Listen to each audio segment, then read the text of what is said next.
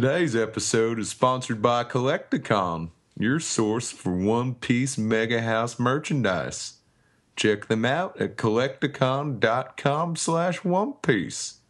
Now, who wants a sausage?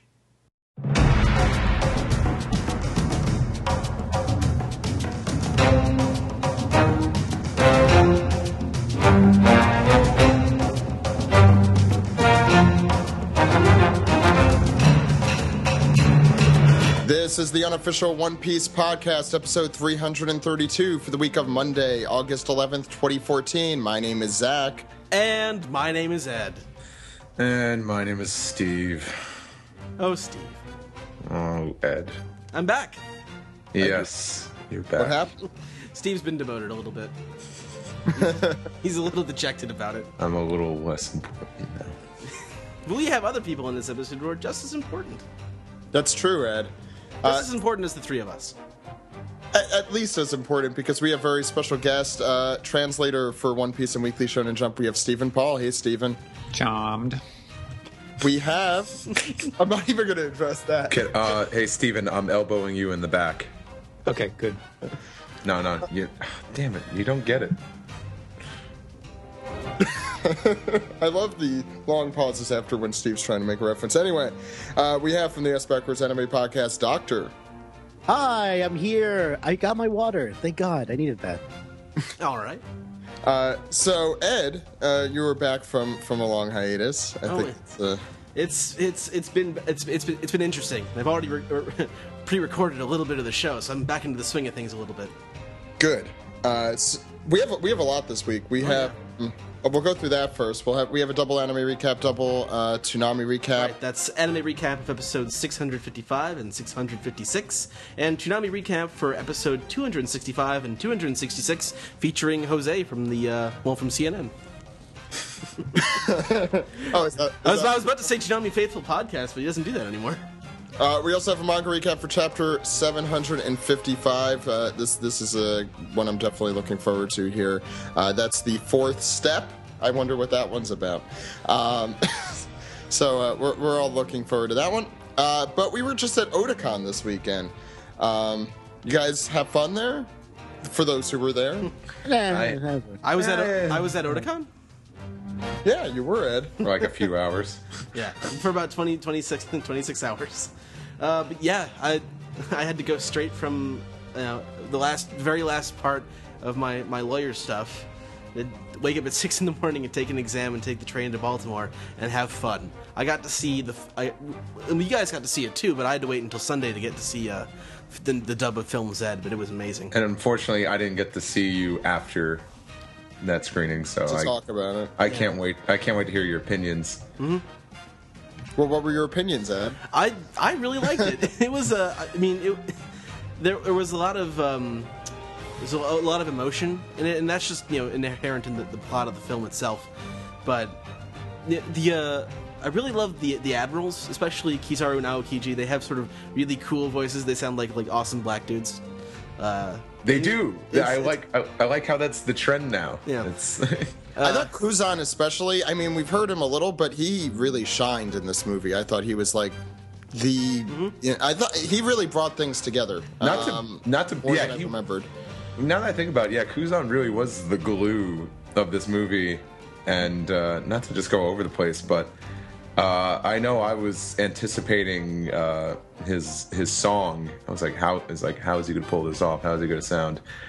I was like stunned by how awesome Jason Douglas was in this movie. Yeah. Well, who does the voice of Zed? He is Jonathan Schwartz, I think is his name. I think it's Jeremy Schwartz. Well, the Schwartz is with us, so... Yes, the Schwartz is now with us. He has not voiced anything in anime before. This would be his first anime role. He was impressive. I really like that. Did he remind you of Johnny Cash? Because to me, he sounded like he has a little bit of a southern accent. I didn't necessarily place it as Johnny Cash, but it's good. Yeah. Maybe Johnny Cash as he was on The Simpsons. I think we're going to need a segment to talk about film. Yeah, probably. We may have to do that next week. We're kind of on a limited schedule this week. Okay, we don't have a manga next week. That's right. true. It's our kind of filler. So we'll talk about it more in depth next week, so look forward to that. I know a lot of people were like, what was this translated as? We have a lot of that on our Twitter account, so you can check that out, twitter.com/OnePiecePodcast for more. Other cool things that happened at Otakon very briefly. We had a panel. We filled the room. It was a ton of fun. If the audio is good enough, we'll make sure to put that on probably on next week's episode since we don't have a manga. We have so many cool things to do next week anyway, so it'll be fine. It's for those who don't know, there's no manga because it is the holiday of Oban coming up next week, which is celebrating the dead or something along those lines, and kids sing stuff. That's what I saw. God, they're dead. Yeah, that's what they all say. The kids or just the people? Everyone. Anyway, so we have a lot to get into. You ready to get into it, though? Okay, let's do it. I guess I should get into it. Go over there, Steve, and get into it. All right, I will get into it. I will go out there and get into it. Go out there and get into it. Hey, I'm out here, and I'm getting into it.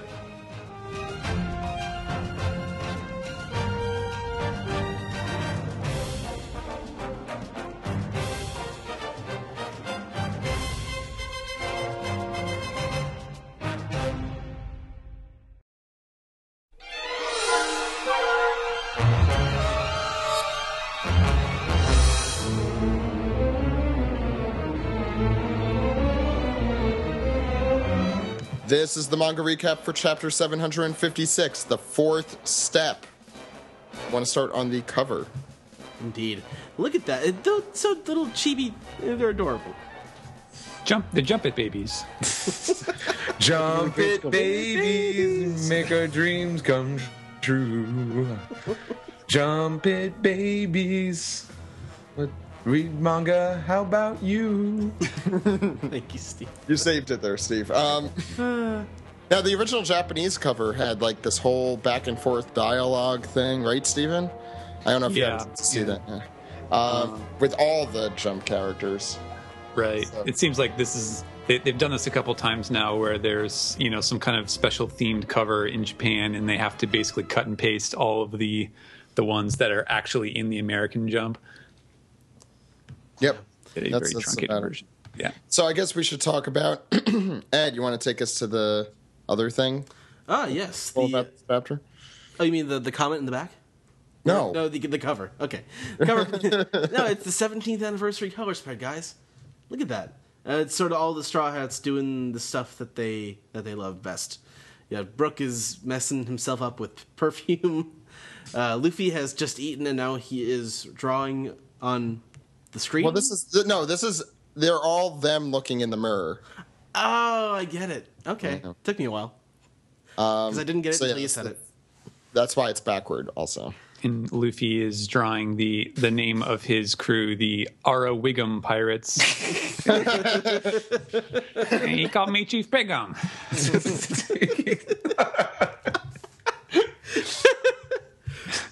Somebody stop that awful, awful man. Glad that's over. A plane crash. Come get around, everyone. Take a look.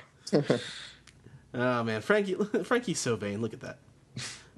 Frankie, you're so vain. I bet you think this color spread's about you. Yeah. I like how Robin and Frankie are essentially doing the same thing, just with different parts of their body. They're both making duck face. Well, Robin's putting on lipstick. It's very strange to see Robin, kind of putting on makeup and stuff. Like, I know both the girls are quite feminine, but I always associate that a little more with Nami because she's always out shopping. But then again, I guess Robin's always... I guess then again, Robin is a woman. And I guess, so is Nami. And I don't know what I'm saying anymore. Yep. I guess it's just weird. I guess After all of our progress last week. I know, right? I just shot it down the drain. If you... No, I'm just saying it's very weird to see Robin put on lipstick. But then again, I don't think I've ever seen any character. Keep on digging there, Steve. It's just a very strange thing to draw. I think that's the point I was trying to make. And if you actually flip between the cover and the first page, you can see that Robin is Viola. Viola? Viola. Violet. Violet. Oh, yeah, you're right. because Violet, they you're look turning violet. Violet. the same. Yeah. Robin, you're turning violet. Exactly. I thought Usopp's glasses were 1997 for a second because that would have been the year the One Piece started, right? But it's just 17. Yep. We try and put those zeros even when there are none. That's what I've learned from New He's Year's. getting his 2017 New Year's Eve glasses years ahead in time. He's prepared. Especially since they don't have the same year thing in One Piece, so that wouldn't. Yeah. One last thing before we get into the chapter. This is also, as part of this promotion, they also announced in the Japanese issue that there's the 5th character popularity poll is open now in Japan. And that's going to run until early October. And I think they said that the results would be announced near the end of the year in Jump and also in presumably volume 76, since 75 is about to come out soon. So, And as we said, this was the first one in like 8 years, right? yeah, it's been a while. Yeah. Speaking of, I might as well do this now while people are listening to the podcast during the manga recap. So we did our own popularity poll at Otakon, and the winner of that popularity poll is going to go on to have their own episode. But the problem is we had a tie.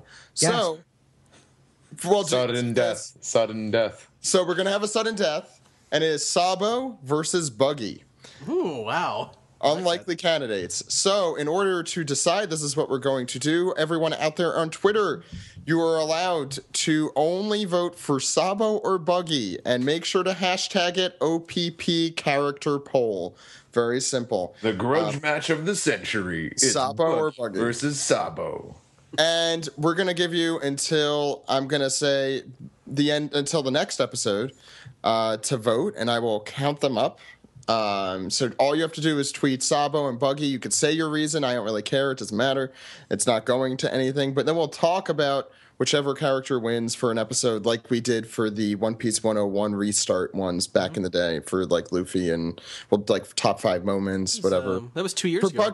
For Buggy, I could think of like 2 moments and then all of Impel Down fillers. But, I'm sure we'll figure out something.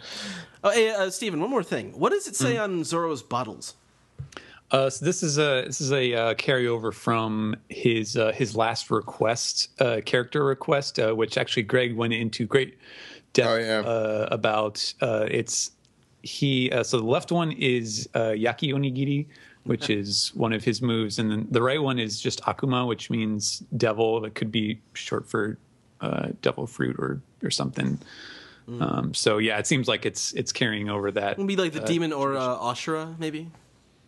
It could be. I don't know. There might be some move of his that starts off like that, and I just don't remember what it is. All right. Well, I love the squid hanging out of his mouth too. I feel like that just needs to be pointed out because it's probably still alive. I don't love it. It's super gross.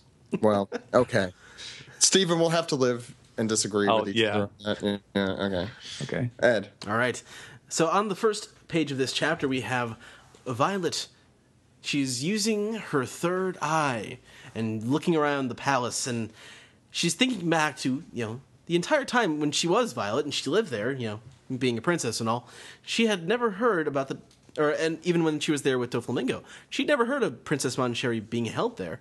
So we see her face superimposed. It's kind of eerie that way, where it's like her face is like transparent, and like you see her looking through all the halls and thinking, it must be a place I don't check. I haven't checked there in years. And then I forget. I can't really quite tell who's saying this to her, but someone's can't really believe that she can look into the palace. Is that Usopp who says that? It looks like Usopp. Yeah, I think that's Usopp. Yeah. Yeah. So he has a hard time believing that Violet can even see into the palace from here. But it's her all-seeing eye. She is the Illuminati, and she can send her gaze far and wide. And Usopp. This is a good sign of the Straw Hats knowing each other very well. Sanji would love to get his hands on that. And then someone, surprisingly, enters into the scene. And we go to the next page. Stephen. And we see that it is actually Kinemon, who is in a headlock, courtesy of Captain Tank. At first, I thought he had, it was like a repeat of Punk Hazard where he lost his head again. But no, it's just shoved under the guy's armpit. And they're surprised to see that Usopp knows this guy. And Usopp does not know this other thing, the miserable, pitiable creature that is flapping along, just wheezing in exhaustion. Flappa. Flap. It is killing. It is no longer killing for Flappa. Flappa is killing it. Yeah, well, I think he's actually, maybe that's he's got the X in the eyes in the middle panel there. I think they killed the spring sparrow. But for now, there's a more pressing matter to discuss. I like the way he says it. This is the spring sparrow, which I will explain later. But first, it's right. The Simpsons did that too, right? To explain this. With Nelson running to Shelbyville. Anyway, go on. Okay, so they obviously just escaped from the pit at the bottom of the underground area, and they popped up to the surface and saw that there was, basically the entire city is on its way up to the royal plateau where the palace formerly was. And Usopp points out, it's fortunately this is kind of there's sheer cliffs here. They can't reach us. It's going to be really hard for them to get here. And Kanjuro points out that he has most helpfully given them a net to help them climb up. Presumably, I don't know if they I guess they probably flew up on the Sparrow, so they didn't need it for themselves. But at any rate, Usopp is shocked. Like, why would you do that? They will be here soon, and we can see. It's sort of like this picture here on the left side of the page. It kind of reminds me of those things where they show, like, here's the spider webs on the under the effect of various drugs. So very, very crappily drawn ropes there, rope ladders, as the crowd notes. King Riku and God Usopp, of course, are just above, and then suddenly he realizes, oh my gosh, was I not supposed to do that? Is that a problem? Was that wrong? Yeah. Should I not have done that? I got to tell you, I've been in a lot of offices. Kanjuro, you've been underground for far too long. You do not understand the current situation in the slightest. You're out of your element. That's right. Market zero. So Violet points out, she's like, spotted at last. And there's a little language joke here where Usopp's like, what? Have we been spotted? Oh, wait, no, you spotted something. And... Look at Usopp's head in that. It's like, what? Oh, and he turns back at him. Yeah, I forgot who you were for a second. He's going to get a crack his neck there with all that back and forth. But yes, Kanjuro is stunned. He has disgraced himself. The only way out here is a ritual harakiri. And when did Kanjuro become Kumodori? Which is weird, because that is this episode that we talked about already. Oh, yeah. Yeah, that's this week's Toonami recap. Well, that's at least part of the 8-minute recap of the recap. Yeah, anyway, go on. Well, it's in both episodes this week. Oh, okay. Once the first time, and then it's in the recap again. Yeah. And actually, it does make me wonder then, maybe someone has asked this as a piece to tweet thing over the years, but does that mean that Kumodori is actually from Wano as well? I would not be surprised. I've never heard anyone actually ask that. He's certainly the right size. Mm-hmm. Yeah, he's got the right hair. And Kanjuro and him have some stark similarities. Maybe the hair color. I don't really know because this is a black and white manga. Yeah. Yeah. And Kinemon's like, no, don't do that. And he's like, okay, fine, I won't. And then Usopp says, no, do it. Do it. And so now they have a problem. They have to deal with these guys climbing up. And who is this guy anyway? Kanjuro the samurai. And Violet is totally ignoring all of that behind her. And she has spotted Manchuri in her little prison. Doctor. All right. So now we go to Team Rebecca and Robin. Why do they get the team name? They're cool like that. They're besties already, so they already have to form a team name. I see. They're Team RebRob. RebRob. Oh, God. RebRob. Yum. Ascending above the second step. Yeah. What? Go ahead. It's okay. Sorry. I get distracted so easily. I'm like a little ferret or something. Leo, I found her. And it's Violet, Viola, whatever. Doesn't matter because we like the names. Robin. Robin? What? Where am I? That's Prison- Viola. Viola. Who It is are you Viola. people? Or Violet. Violet. That's why it's the same name. It's It's the same person. same person. He said, Leo, I found there, but I don't know what's happening. We're never going to get past this panel. Princess Mancheri's in the palace. And Leo was like, oh, you found her for us. Lady Viola, Violet, whatever. Ray, where is she? She's in a small room behind the chapel. Don't you remember? And Leo's like, oh, yeah, that punishment room. You know, that place. Say it with the accent. Oh, God damn it. The punishment room. Better? Better. Better. All right. Okay. And he goes on saying, it reminds me of Lady Scarlet. And Record's like, oh, Mom. And I always forget the little Beatles name. Cub. Kabu. He's just there going, yes. Yes. Well, Excellent. Leo's starting to cry. He's getting very emotional. Ew. Yes, when we visited the palace, I'm surprised it's not Palace, but whatever. Yeah, maybe we should ask the translator about that. What's up with that? Are you dropping the ball on me? Yeah, you kind of lightened up on the Tontata speak this week, Steven. What are you talking about? It's all over the place. All L's and R's should be replaced with W's. Go ahead. Thanks, Stephen. When we visited the palace, we played pranks with Lady Viola, and King Riku would punish us by sending us to that room. And then Lady Scarlet would come. And A little better. Yeah, easier. And we now go to... Is this like the boo box for the Tontatas? Without the scorpions. We now go to a flashback. Scorpions. Sorry, Doc. I'm Zach, trying to move... Zach had to get his shit into. It's fine. It's fine, Zach. You got to win once in a while. Yeah, I still hate you for that card game. Talk about that later. Did we get scolded? I wasn't there. And now Lady Scarlet says, "Oh, did you get scolded again? You never learn." And again, my dialogue's all over there. It wasn't me, sister. I didn't break the plate. It was Leo and them. Who was it? Who's talking here? Oh, it's probably one of the... That's Violet. That was Yola. Viola. Viola? That is Viola. Violet Viola. Viola. Yeah. Violet. Viola. Violet. We're gonna go through this rest of it. Major shake? Lady Viola said that we could break them. And no, it's like, I said you could touch them. There's a difference. and Lady Scarlet's really nice to be like, oh, I'll go and apologize with you later. For now, here's some fruits. And everyone's like, yay, we're hungry anyway. And yes. They all loved Lady Scarlet so very much. Yes. And yeah, I remember. And so he said, Liam says, "All right, I know where it is. Thanks for the information. And don't worry, we'll make sure to rescue the princess. Princess.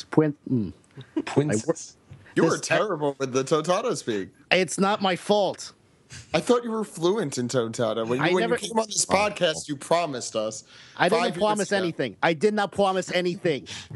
I swear to God, I did not promise. He swears to God. You promised the world. That Tontata's from Boston. Yeah, that's right. It's the Boston Tontata. Violet mentions to be careful, since... Didn't Steve already do the New York Tontata? I guess we should have the Boston Tontata. Vinny, the douchebag Tontata. Vinny, the douchebag Tontata. That plan will never work. I forgot about that one. And what about... Okay, let's just continue before we get into all of Steve's other characters. You have more voices than me. On the next page, we continue with them in the air, almost at the flower field, but then the rooster gets plucked. I don't know. I can't think of a better pun for that.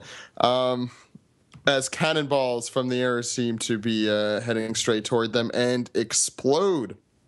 As Bartolomeo is imagining the Straya Cruise, just as I imagined. He's just in his own world. And we see that the explosions, well, not yet. We don't see where they come from yet. They're all falling because it's just a little too much for a bunch of tiny little bugs to handle, I guess, gigantic explosions. And Cub realizes that it is the pop fruit and it is Gladius. So It's his pop baller. yes. Yes, it does. I like Steven's reaction there. And so Robin is falling from the sky as Gladius ascends. Do we know how I guess he's just doing it on the balls. He's just jumping on the balls there. Sure. Yeah, I guess so. My balls aren't there. These balls are inert. I couldn't think of a better way to say that for some reason. These balls make me feel something similar to joy. I wish to caress them. And Gladius was kind of surprised that this is how they were making it to the palace, which, you know, I would also be relatively surprised was happening. But he put a stop to that. You could say he was glad. Glad to what?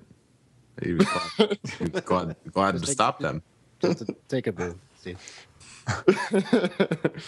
Now put your head down and say do.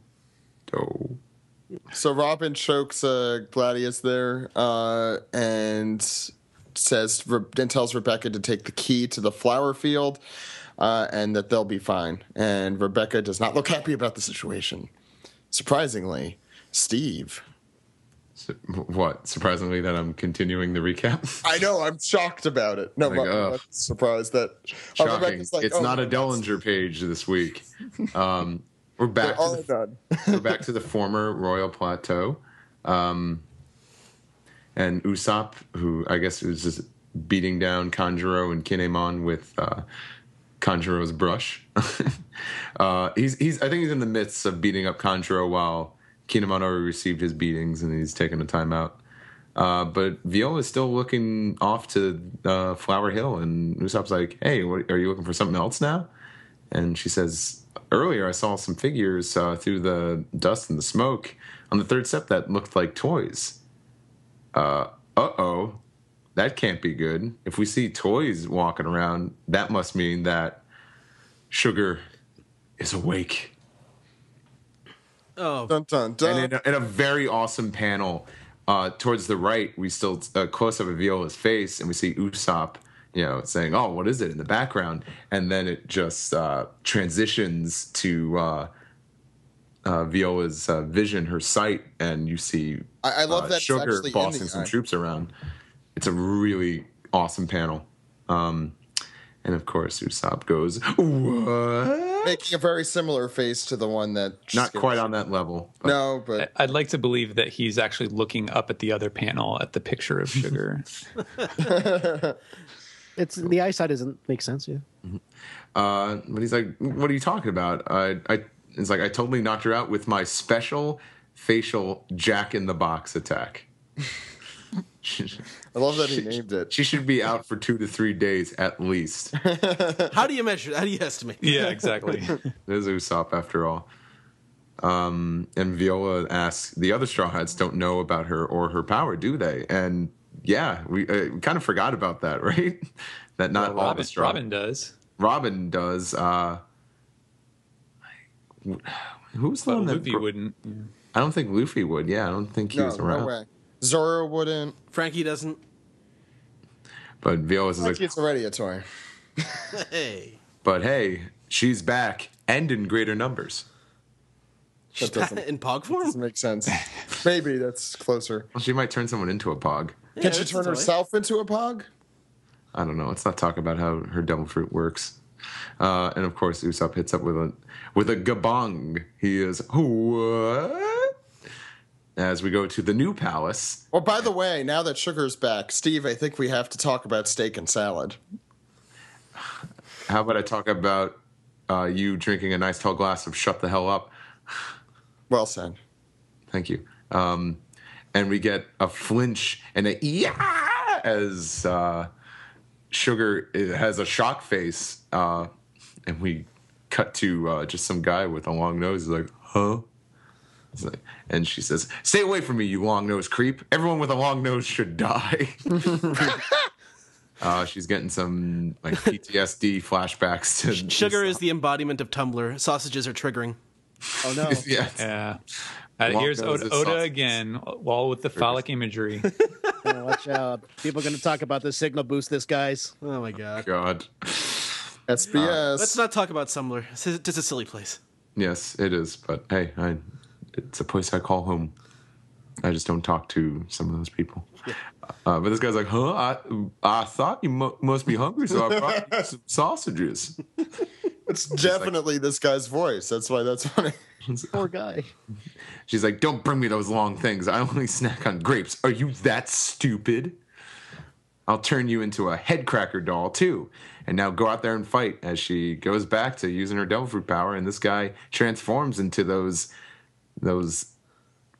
Brook-looking nutcrackers as he hits the ground with a thud. As she turns around. There's a real question here. Why are all of her dolls looking the same and like that? I think she can choose what they look like. Yeah, it's just kind of weird that this design is the one that came up repeatedly since we've had a lot of. Obviously, there are a lot. I don't think it's ever been said that she could choose which toy they could come out as, but That's true. you would think that maybe she has some control over that. She might not. I mean, this Then might be a again- result of the PTSD. Then again, maybe if the toy you turn into is somewhat related to your appearance, like she's just turning all the guards in because they're all dressed in the same uniform or something. I don't know. Maybe. I don't know. That's a good question. But she says, I'm sorry, young master. Just give me a bit of time, and I'll turn the whole country back into toys, starting with that detestable long nose and the rest of the Straw Hat crew. I don't think you have to go out of your way, Sugar. I think Doflamingo just wants to kill them all. Yeah. Well, if she turns them into toys, he won't even remember that he wanted to kill them. Hey, good point. Oh, steak and salad. Steak and salad. Back to the third step of the New Royal Plateau with Team Luffy. Yeah, that's Cavendish will be happy about that. There's the dust is clearing, and one of those head cracker dolls has attacked Cavendish, and Ferrul is in danger. He squeals, and then his head gets bit. Chomp. That is pretty gnarly. Yeah. That's like some Attack on Titan stuff right there. Oh, God. Yeah, I have to agree. It's a little more than you usually see. First Pika, now this. Yeah. Luffy still doesn't know his name. Horsey, he says. Why does he have to know his name? It's not really important, especially now. No, it's just it's how Luffy. It's how Luffy names things. If anything, I thought he'd call him Nacy. So Moosey, Nacy. That's a stretch. Nay to that. Well, the eyes obviously don't have it this round.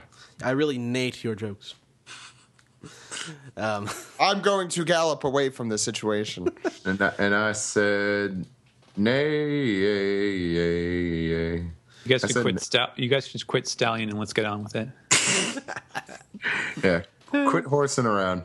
Just finish this page. Luffy pulls his fist back, goes a jet punch on the head cracker doll, and he goes down as But Cavendish. not only that, he puts a hole in him. Yeah, That's pretty cool. it is. Does that mean if he gets turned back into a human, he's just going to have a hole in his chest and just bleed to death? Now that is a When you- ridiculously important question. I don't know. Like, think about it. though. Piccolo style. Yeah. And Cavendish consoles his fallen horse, but his head has been crushed. But apparently he isn't dead. Of course not. No. And hey, I totally forgot. So I'll remind everyone. Trafalgar Law was still on that horse, so I don't know where he is right now. But remember, he's still in the scene. I swear. to God. Yeah, no, he's on the first. He's on I the first forgot side. about Law. Then again, I looked over at. Oh yeah, there's his legs and his sword. Yeah. And look where his sword is, right between his legs. No. In more ways than one. Yeah, it is. They should really in the bottom on the left hand page where Cavendish is kneeling over. They should just have like a little shoe like sticking out from beneath the horse. The horse. Yeah, and Cavendish is consoling the horse, and meanwhile Law is being crushed to death under it. My God, help me. Anyways, Stephen. Yeah. The sad decline in Trafalgar Law's coolness. Oh yeah. So we go to the next page. Oh, he's on the next page. Yeah, okay, go ahead. Yeah, there he is. Trying to find it. So on the next page, in a rather creepy sort of extended little series of panels here, Oda shows the head cracker doll clickety clack getting back to its feet, much to Luffy's surprise, because he put a hole through its chest. And Cavendish is going to have his revenge here. He busts out the Blade of Beauty round table, which I feel like is kind of in his Western lit style, is a reference to the Knights of the Round. Yeah. And this time he just knocks the head clean off, and reaches down, picks it up, puts it back on, and they're kind of faced with this problem here. Are these guys immortal? From an artist's perspective, Steve, does this page to you also like strike you a lot of like those hard black and white, like all just like looking back from this page? Well, I think because there's a lot, there's not too many backgrounds on these two pages, so a lot of the focus is on the characters. I also like kind of the similarities in the page layouts, how both pages have those 3 step-by-step panels of the skeleton, or the head knot, and then like the second one, him putting his head back on, and they go well together. So next page, I believe that is me, isn't it? No, it's Doctor. All right then. And, I was close. Doctor and me are very similar. Yeah, we're very, very, very much alike in many ways. Thank you. Law has lines. Hey. Oh, hi, Law. Hey, how you doing? I remember you. How you been, buddy? Up that path there, Repole turns out well for you. Being stuck behind a horse this entire time. He'll still probably win it. I wouldn't be surprised. Or at least get like number 2 or 3. Yeah. I wonder if like Oda's just did this intentionally to fix the vote. It's like, okay, if it make him look as stupid as possible, he'll probably never win this thing. All right, so he's like, damn, if I just had the keys for the stupid cuffs, since he's stuck, I can just take him out at once. At this point, I feel like he's just saying it sarcastically. Yeah, it's like, I wish I had the keys. I wish I had the keys. I'm sure I could just take them all out. That'd be swell, right? I was also listening on the Shonen Jump podcast. They made a good point. Like, if Law didn't have his cuffs on, this whole part would be kind of boring, because he would just be, it would be cool looking, but it would be quick and easy to deal with. But I think the handcuffs for Law are Luffy's getting stuck in between buildings kind of thing. Oh, yeah. So it's Oda's technique. But hey, at least this one's a lot funnier. At least Law can move. That's also true. And by move, we mean lay on the back of various animals. Anyway, continue. And it seems that something is falling from above. As Luffy says, something is falling from above. And boom, something hits one of these nutcracker things, and oh, hey, it's Bartolomeo, what are you doing here? Apparently you got sloppy. Don't miss the other person here. Oh, the other guy. Oh, there. Wait, is that? Oh, yeah. Background. Oh, I see him now. It's a her. Don't get sloppy, kid. Don't get sloppy. No, Robin flying in the background. Yeah, Robin flying. I was going to the next panel. I didn't see. No, it's in the previous panel. Oh, no, I see her. She's not falling. She's just flying. Flying with wings. She's not falling with style. She's flying with hands. With hands. See, I'm not saying adjectives. No, that's wrong. Verbs. It's a weird day for me today. Yeah, I could tell. Robin, how you doing? Luffy, Trafalgar, how you been? You're here. And obviously Bartolomeo kind of nerding out here. He's like, I think his record is skipping. That's about right. Are you broken? I'm good. Mr. Lou. All right. He's got some apples. The anime will probably stretch that to a good 15 minutes, so don't worry, guys. I can't really roll my R's that well, so I can't really imitate that properly. And no one's gonna try. Well, I'm white. So do you think I can? I'm Hispanic. I should learn how to do this properly. Yeah, you should. Come on. Oh, well. Hey, you're letting all your people down. I'm letting all of my fan down. And yeah, so Law, I think this is Law who's asking. Yeah, I was like, Nico, I need this key, please, for the love of God.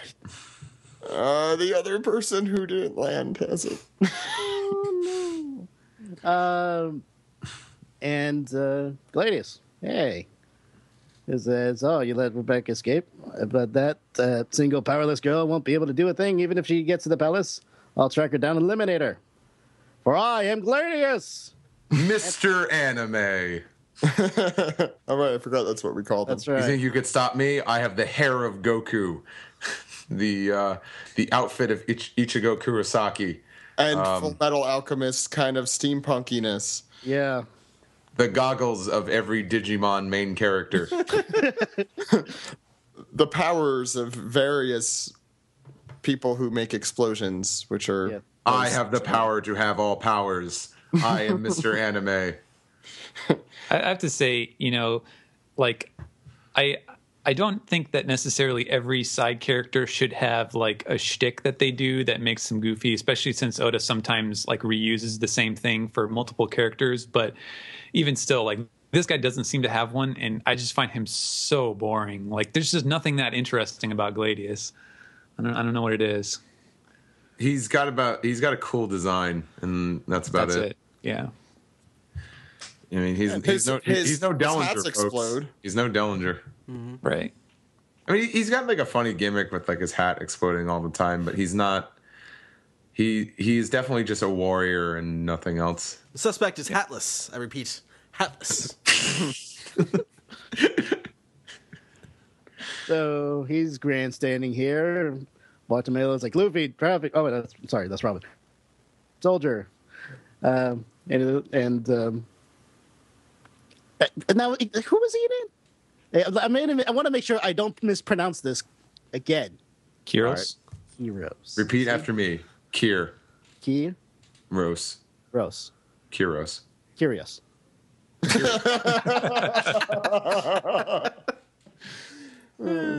Perfect. The breakfast of gladiators. When I stomp on your foot and say, hello, Mr. Thompson, you nod and smile. I think he's talking to you. Hello, Mr. Kyros. You said it right, though, kind of. Yeah. Okay. Right. Anyway, Doc, I guess that's it. Or no? As it said, to go ahead to the flower field on the fourth step. We finally got to the title. Rebecca's waiting there with the key. Making fearless and searching moral inventory of ourselves. Thank you. That's exactly where we are. So as we search, Fourth step. It just so happens that the person to keep this plot moving quicker is not here. Oh no. Yep. Anyway, And so the first question I raised was, Rebecca has the key. Where does she keep it? Interesting question. And then again, Anyway, Robin's not wearing too much more, but she is wearing a hat. so the younger half of Team Red Rob have made it to the top of the mountain, and she is hoping that her other half made it okay. She's at the summit. She's at the summit. She's on the fourth step. The pirate and summit. she's The pirate's fourth step. oh my god.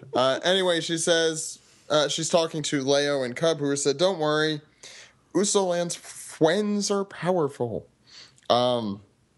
Ed, would you rather? Or I'm doing this. I'll do it if you want me to. Okay, yeah, do it. Okay.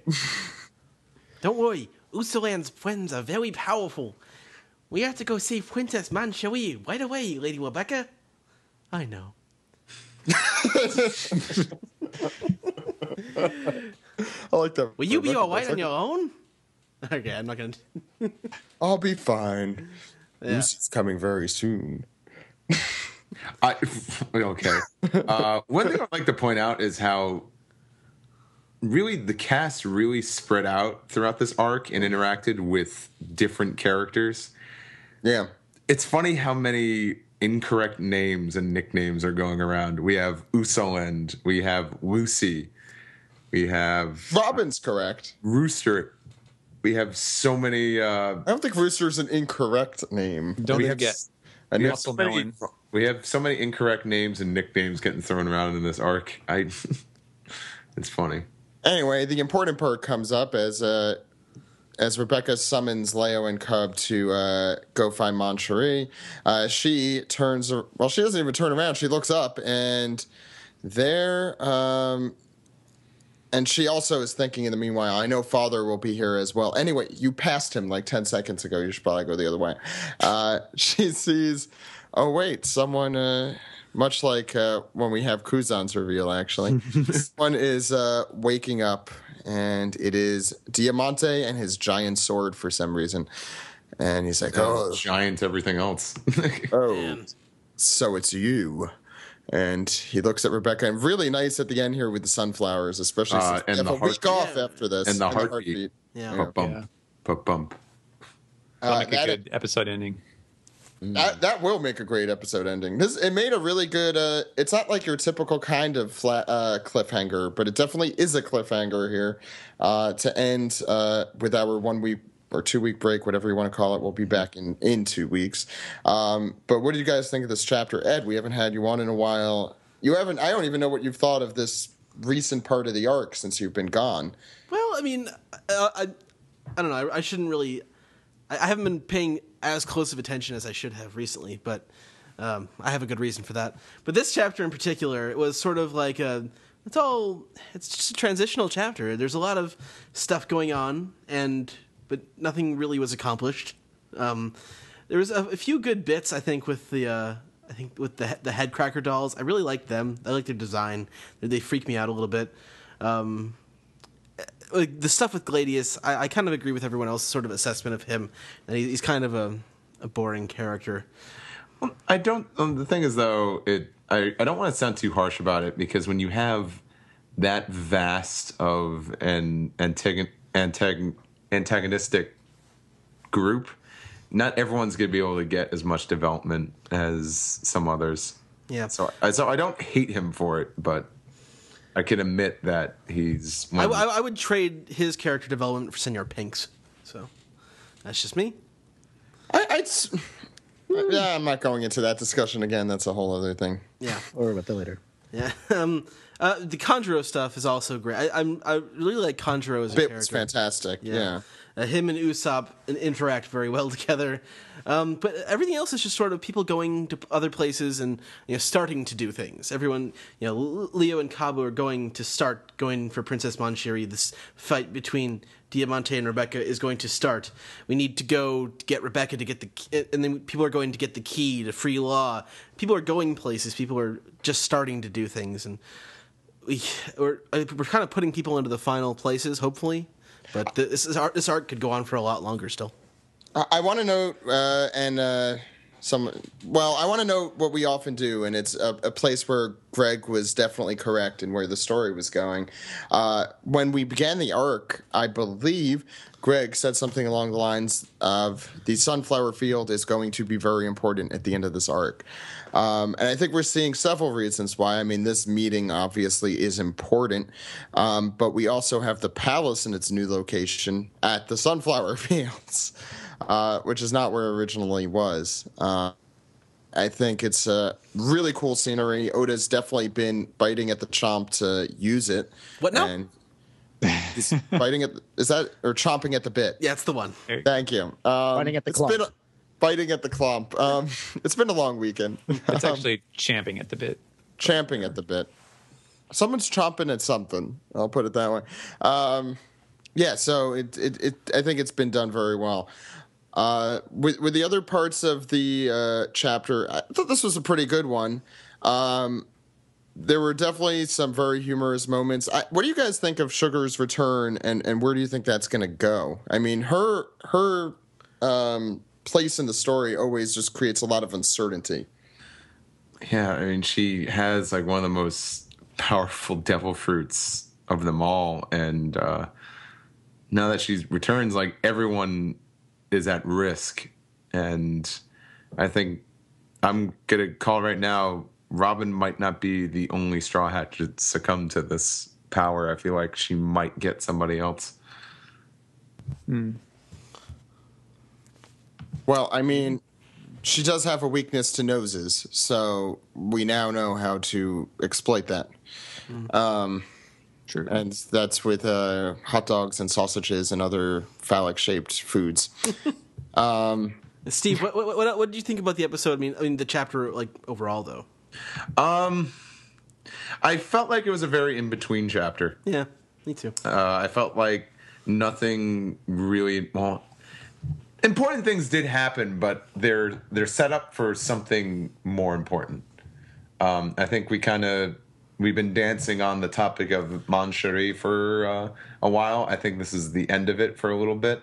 I think we won't be seeing that again until Leo and Cub are inside. They'll probably be pretty quick to. I think that's going to happen quick. Maybe not. But one of the things I'm jazzed about, besides Rebecca fighting Diamante, but I think Rebecca's going to be at a severe disadvantage till Kiro shows up, which I hope isn't the case. I hope she's not like, Father, where are you? I need my father to beat you. I really want Rebecca to make a stand. Yeah. I think it'll be a little bit of both. I think she'll make her stand. I don't think she's going to say... There's no way she's a superior fighter to Diamante. No. And Rebecca was taught how to fight to protect herself. Mm-hmm. So this is a completely different fight for her, and Diamante has the age and experience and the devil fruit ability.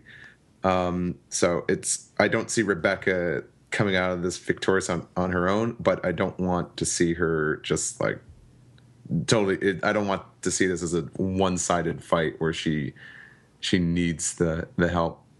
What I would really like to see is if you get Rebecca and Kyros versus Diamante, and then like she could do something where like she stands in and with her ability to protect her, to not get hurt, like she could like defend a potentially fatal blow against her dad.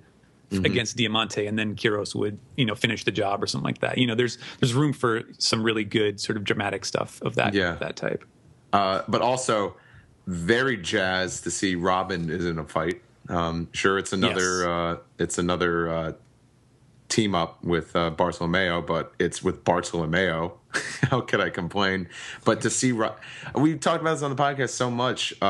Robin has such a great devil fruit ability for fights, and I want to see it used more. Yeah, I totally agree. Yeah. Any other thoughts, Doc or Ed? Or there was I don't know. I didn't care for this episode. It wasn't like my favorite chapter of all time, but it's like there's a lot of interesting stuff I think is going to happen next week. Yeah. It is definitely a good setup. I think it's a good cliffhanger, though. I mean, I think there's a lot of potential here. The last page is great because there's the whole, redeeming your mother's killer. I thought we were going to get it eventually. I didn't think it was going to come this quickly. Hey, if this were like Attack on Titan or a darker anime or manga, does not have to be Attack on Titan, she would die, and Kyros would show up and be like, no. But that would just be immense overkill and serve no purpose whatsoever, so I'm fine with that not happening. I think it's safe to say that won't happen. I'm sure there's someone out there who thinks that we're destroying their dream of bloodbaths. Anyway, I think that concludes that. Ed, I think you could handle the rest of this episode. I'm gonna trust you with it. All right. Yeah, and for those who don't remember, Ed started the podcast with me. He is my co-host, and he is awesome, and his voice is much better than mine. So, you ready, Ed? Thank you. Yes, I'm ready.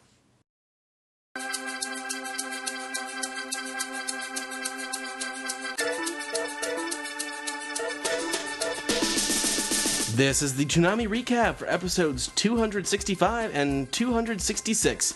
Luffy cuts through, big showdown on the Judicial Island, and battle against giants. Open the second gate. I'm Ed, and with me here for this special segment, we have Jose. Hey, coming back from Otakon. Yeah. It's been, we tried to watch this on Saturday, but that didn't really work out. So I had to rewatch it, or I at least had to rewatch episode 266 again. Just now, and I haven't even seen Space Dandy yet, so I'm there with you. Yeah. All right. You have a little ratings news for us at the top of the segment. Right. For August 2nd, which I think is the week we last left off on ratings, just to update you guys. That was One Piece, when episode 265 aired that week. So yes.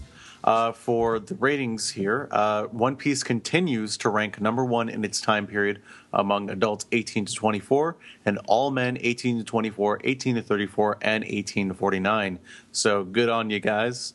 And One Piece at 1:30 a.m. pulled in 761,000. Now I know that probably sounds low from like a million, but you have to remember what time it is, and we're still ranking number one in our targeted demographics. Yeah. So I have to wonder what our competition is at 1:30 in the morning on other cable networks. Reruns of Cops, perhaps. Probably. I don't know, because I watch a lot of Cops reruns, so I used to write. Isn't that the entire G4 network? G4, True TV, Spike, and also they have Cops Reloaded on CMTs. There's at least 4 different networks you can watch Cops on. And at 1:30 in the morning, outside of that, or One Piece. And so I sometimes do. And is there anything for August 9th? There isn't anything for the most recent airing, is there? No, the ratings for that comes out tomorrow. All right, cool. We'll have that on next week's episode then. Was there any trending or Twitter stuff that we should talk about? Unfortunately, our good friends at ToonamiFaithful.com do not have the trending up as far as I saw. Let me double check real quick. All right. They do have it. Sorry, let me go through the list. Okay. I wonder what could have trended in that episode, because that episode, we'll talk about it in a minute, but it wasn't the most active of episodes. Well, One Piece did trend in the U.S., and that's it. All right. No, there was, and I note it later on, but there was very little that the Straw Hats did in this episode. It was a lot of secondary protagonists, Frankie family and Galila, and villains this week. Which I think is fine, because the Straw Hats are going to shine much later on in this arc. Mm-hmm. It's going to be all about them. All right, let's start it off by talking about episode 265. Luffy cuts through, big showdown on the Judicial Island. And I noticed at the beginning, because I was watching through the cold open, there was strategic use of the narrator in this episode. Yeah. This is the second episode of season 5 now. So and then I start to realize just how long this cold open actually is. One of my least favorite parts of the early part of the arc, or at least until, unfortunately, Brand New World goes away and we start getting the 2.5-minute openings, that we have all these cold opens that have so much recap in them. And it's a little tiring after a while, but there was a lot of fun stuff that happened in the last episode, so that was a good part of the cold open and the recap. But yeah. And then Luffy kind of, we basically see Luffy jump ship again, as always. Yeah. Jump the gun. Yep, the kid Luffy being Luffy. He's the thing I noticed about this episode, though, that was kind of disappointing is that the animation, there weren't enough frames. Which was really, really noticeable in both of these episodes. In fact, both of them were pretty even for a One Piece episode or any Toei anime, there's not enough frames in either one of these. And I know you don't watch the most recent anime, but they've actually been stepping up their game with regard to the animation in the current anime, which it can be hit or miss, but the last 2 weeks were quite good. So. Let's see. Oh, and there was one little bit of good animation, I thought, in this episode where Luffy, before Luffy jumps over we'll talk about it in a second, but so we start the episode, the actual, new content of the episode. Robin continues her slow march through the island, and sort of she's chided by Lucci for looking back, and that's really all that happens with them. They just sort of slowly walking through the island. Back on Rocket Man, Chopper and Sniper King are just sort of being awesome together. They make this early part of the arc better when they appear, because they're sort of the comic relief duo for right now. Yeah. And I guess Luffy hasn't jumped over the second gate yet in this episode. No. He's about to. Well, Luffy tries to be reasonable at first. He walks up to the guy. He's like, "Let me through." He's like, "No, we're not going to do that." And then the guy actually says, "No means no." Yeah. Which I laughed inappropriately at that, so. And Luffy proceeds to wrap his arms and legs around this Marine's arms and legs. I love that. I love that part. I love that. That was one of my favorite gags of this arc. Actually. Yeah, where he basically just creates his own little mech. he makes noises. He makes robot noises. I don't think it's a move we ever see again, so enjoy it, everybody. Yeah, and here's the little bit of fight choreography. I don't know if it's the animation that was so good, but the fight choreography was very fun in this little part where lets go of the guy, then kicks the two guys in the head, or like, smashes their heads together with his feet, and jumps up and does his whole thing. The fight choreography was good. I was really hoping for better animation for it. I remember it being so bad when I saw it subbed. I don't know. Did you ever watch Gurren Lagann, that anime? Yeah, I have it. They used to talk about so I was watching it when it was airing, and they used to talk about, like, they saved 50% of the budget for the last 6 episodes. That's a lot of what this arc is like. So, and then there goes Luffy. He's over the wall. Now he just needs to get to the Tower of Law. And how long could that possibly take? Yeah. Yeah, who knows? I make a comment about it at the end of the second episode we're going to recap. It's not, it's not good. And then we go up to the Tower of Law, and we see Spondum, who's impotent rage at just like, these people are sieging the island. What are you going to do about it? I'm just going to sit here and give orders, basically.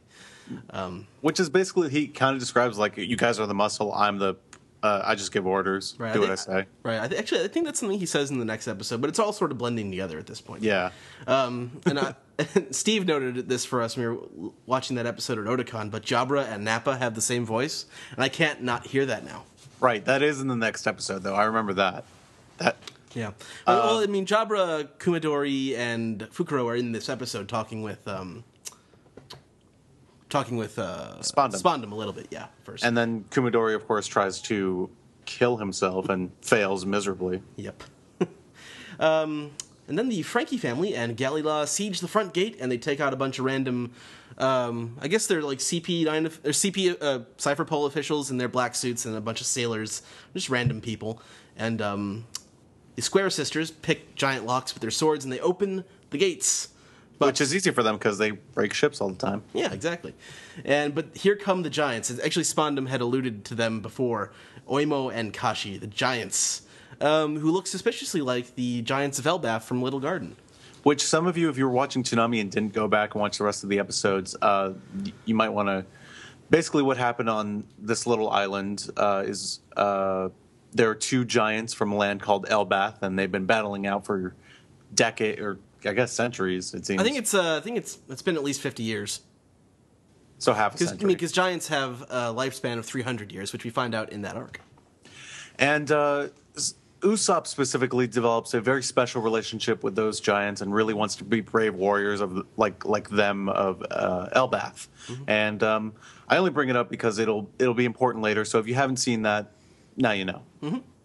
And actually, Oimo in particular has, I don't know if you know this, but Oimo has a speech impediment in the Japanese, or like a speech pattern, really. Yeah. Where he says Oimo, which means me too in Japanese, and he says his name over and over again. He's actually saying me too as well. And it kind of works because he says oi a lot, and he says me too once, but only where it makes sense, because otherwise people will be like, what the hell is going on? He doesn't. Yeah.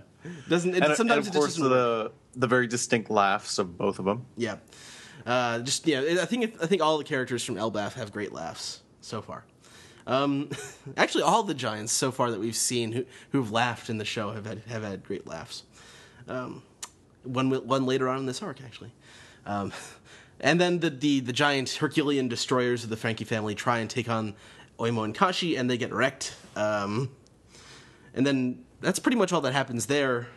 And then we skip into the next episode. Actually, last scene of that episode is Luffy standing in the middle of the main island with, surrounded by guys who are talking to him instead of attacking him. And he's like, well, no. And then very, very little actually happened in this episode. And then the next episode, we do have a recap of the first 10 minutes, but there is a little different where... Nami kind of pokes Usopp and asks him how to work the cold air balls. Mm. And because he's Sogeking right now, he's like, I don't know what you're talking about. I think that's the only thing new from the recap. Everything else is just recap. Yeah, it's a lot of recap. It's over 5 minutes to the first actual bit of new content in the episode. It gets worse. Trust me. I hate to be so down on it, but the early parts of Eni's Lobby are not good. Yeah, stick with it. It pays off. Yeah. The next couple of months are going to be rough. Oimo, more. We get some chibi head maps. It's always a good thing to have at the beginning of the episode. Right. And very, very much like, I mean, I'm sure they keep coming up, but it reminds me a lot of like Alabasta. Mm-hmm. They did it in and on the train tree. Well. Oh yeah, they do it like every arc actually. Yeah. We shouldn't be surprised at this point. It's But just, like Skype, not Skypea, but Alabasta's like when I see it, I think Alabasta. Like, oh yeah, that's from Alabasta, and it helps. yeah. So we have Oimo and Kashi and the Frankie family. They get the reinforcements from Galila, and Oimo and Kashi are sort of like obstacles at this point because there's no way that this sort of ends here. Yeah, because the Herculean destroyers, unfortunately, aren't big enough to take these guys on. Yeah, we start. I forget the Square Sisters' names. What are they again? Mozu and Kiwi. Mozu and Kiwi, right? Yeah. And they cut the shoes out from under. I think it's Kashi, and he slips. And at this point, Sodom and Gomorrah show up. Right. I always wanted to have like a thing where like Oimo and Kashi ride around on Sodom and Gomorrah. It's like, I think they're even too big yay. for them. Yeah, okay. It'd be funny though. It would be cool. Like if they were bigger, it would work. But I think they might be too big for Sodom and Gomorrah. Yeah. And then Tilestone and Lulu come with the Joan Rivers attack on his face. That's what he looks like. Messed up at the end of that. And then they're able to get out of the way. So unfortunately, he gets hit in the face with his own partner's attack. Yeah, big club right in the face. Ow. Big success. I don't know if anyone. I think we talked about this. I mean, this was months ago when we did this interview. We interviewed the voice of Spondum, Christopher Smith, and just to go back to listen to that and then come start listening to these episodes again, it'd be a good refresher on just sort of the motivations of his evil voice. And I love how like delicious. So he revels in his evilness so much. It's great. I really like the voice that he's put on for Spondum in this arc so far. He plays it up for what it is, and he loves it. It sounds like he loves it. Yeah.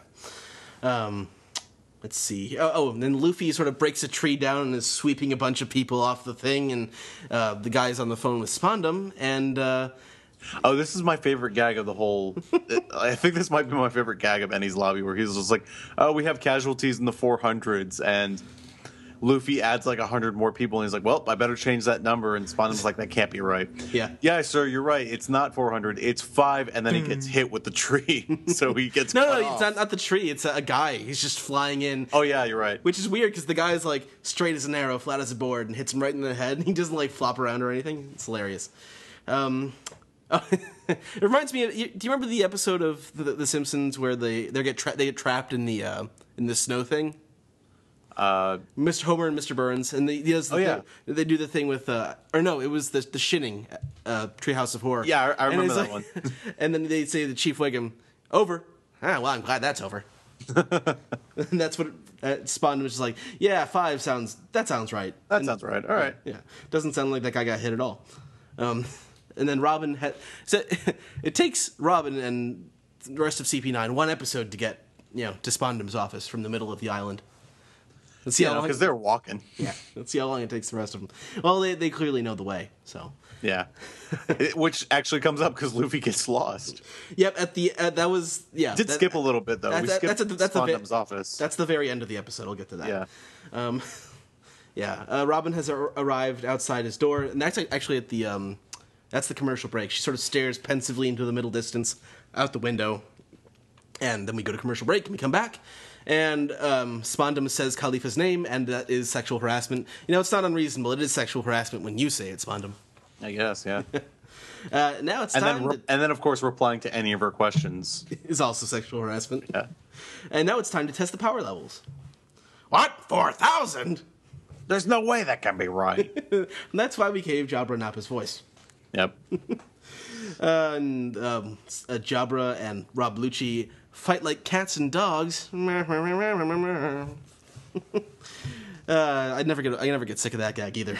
And then they have just this little kabuki theater moment of like, I understand you, and then just the most randomest moment I think possible in a One Piece. Oh, you have to sort of say why Jabra is all sad and shit first. Jabra's girlfriend broke up with him. Yeah, that happened, and then samurai guy. His girlfriend who looks like Rocky Dennis from the movie Mask.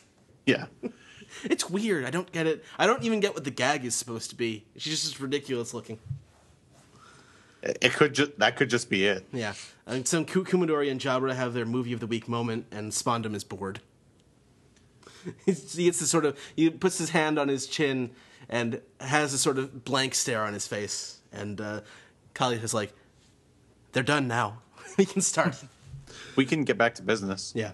And he's got devil fruits. Ooh, devil fruits. We see them. They'll be important later. Yes. And now it's time to storm the gates. Back on the Rocket Man.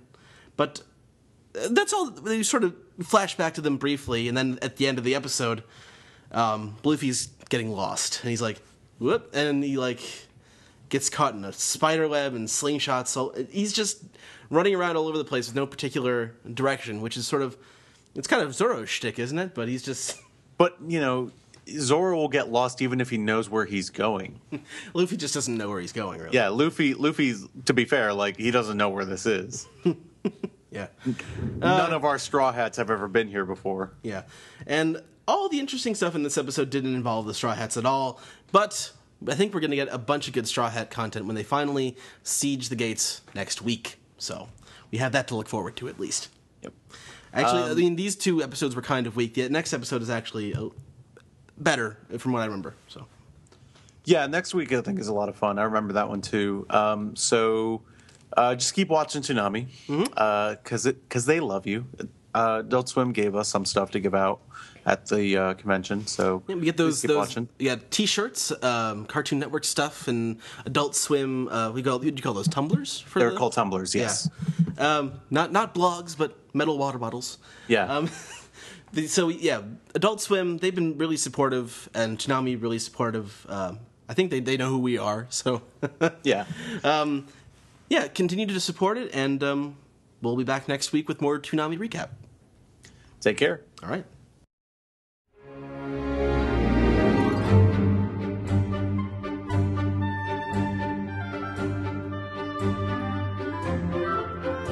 Today's episode of the One Piece Podcast is sponsored by Kolektakon, your source for One Piece Mega House merchandise.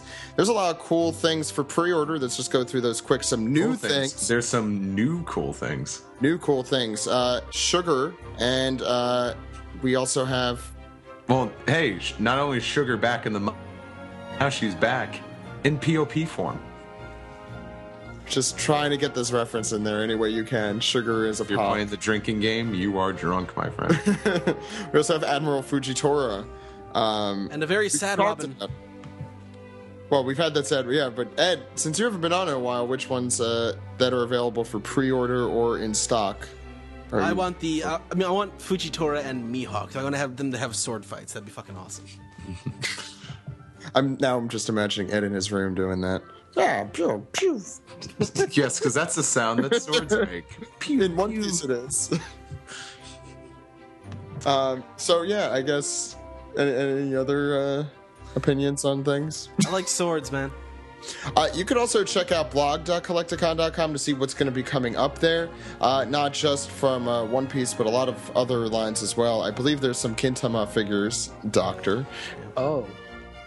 You know, and then going to a convention this week remind me just how good the prices on Kolektakon are. Some other cool ones coming up are Boa Hancock. I'm looking through these. I'm sure there's people looking forward to that.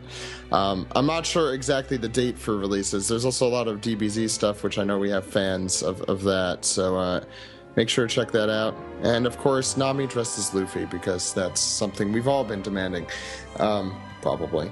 So anyway, enjoy that. Go to kolektakon.com/One Piece. Get your One Piece Mega House merchandise there. Ed, you ready to get back into the show? Let's do it. Everyone else, are you also ready? Doesn't matter? Do we care if they're ready, Ed? I care. Okay, so if Ed cares, let's go on. Yep, next part of the podcast.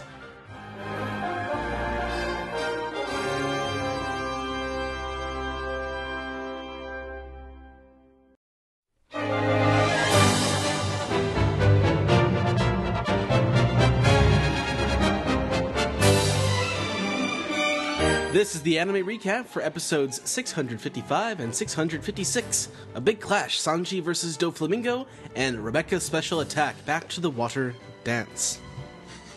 These episodes, this is some pretty good episodes right here, Steve. Pretty solid. Very action driven. Yeah, and the art and animation quality, I think, was relatively high. I didn't notice anything ridiculous in them, so I felt pretty good. Yeah. Actually, yeah, pretty decent. Nothing jarring. Nothing that made me. Cringe. Yeah. So, I'd say that's good.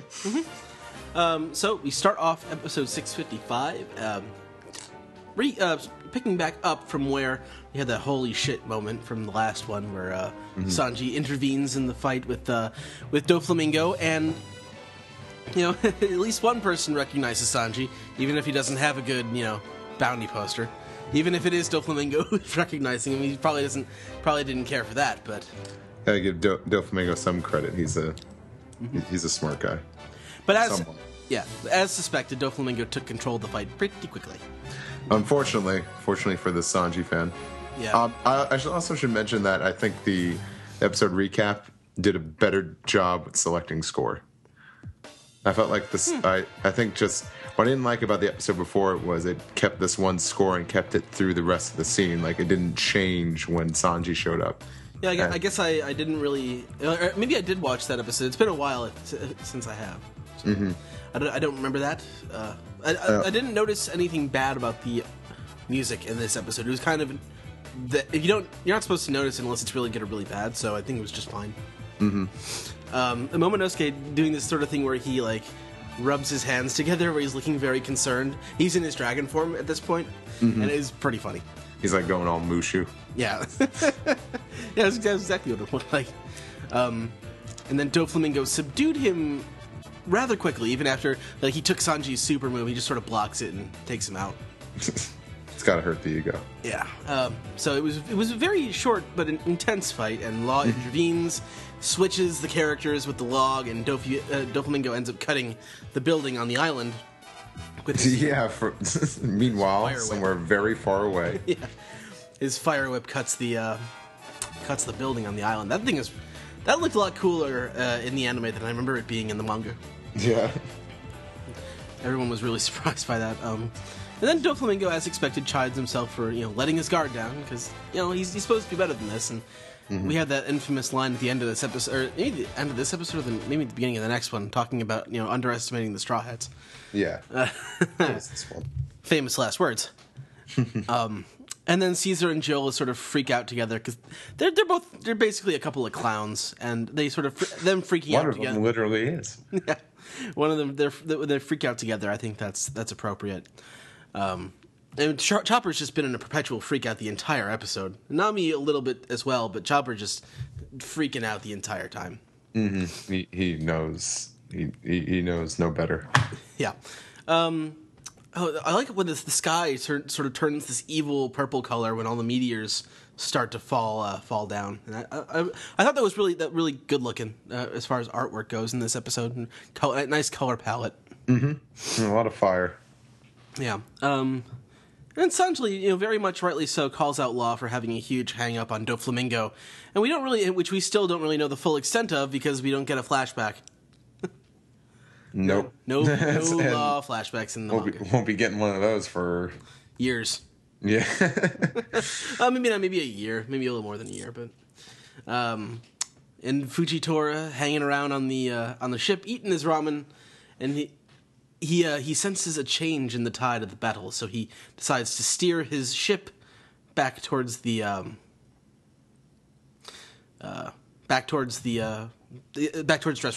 right? Mm-hmm. Oh, so the plan needs more time. So for now, we send half the crew to Zoe, and that flying Navy ship that doesn't look like it's moving at all. It's moving so very, very slow. It's like the steamroller from Austin Powers. Stop! No! Out of the way! Move! It makes more sense here. The ship doesn't move as fast. The guy can just step out of the way, but yeah, no, it was a pretty good. I like Fujitora generally. I think he is one of the smarter characters in the show. Mm-hmm. Despite not fully mastering his powers, yeah, overdoing it a bit. He sure loves his ramen though. Mm-hmm. Oh, and then when the Sunny turns around, the CGI was really blatant. I did notice that. I couldn't remember. Yeah. Well, sometimes the CGI just takes me out of the scene. That was the one thing I did notice in this episode. And then Law explains Doflamingo's Devil Fruit power, I think, for the first time, where he talks about the string power. This is the first time it is referred to by name. And he talks about how he throws his strings and hooks onto the clouds, so they have to take the ship where there aren't any clouds.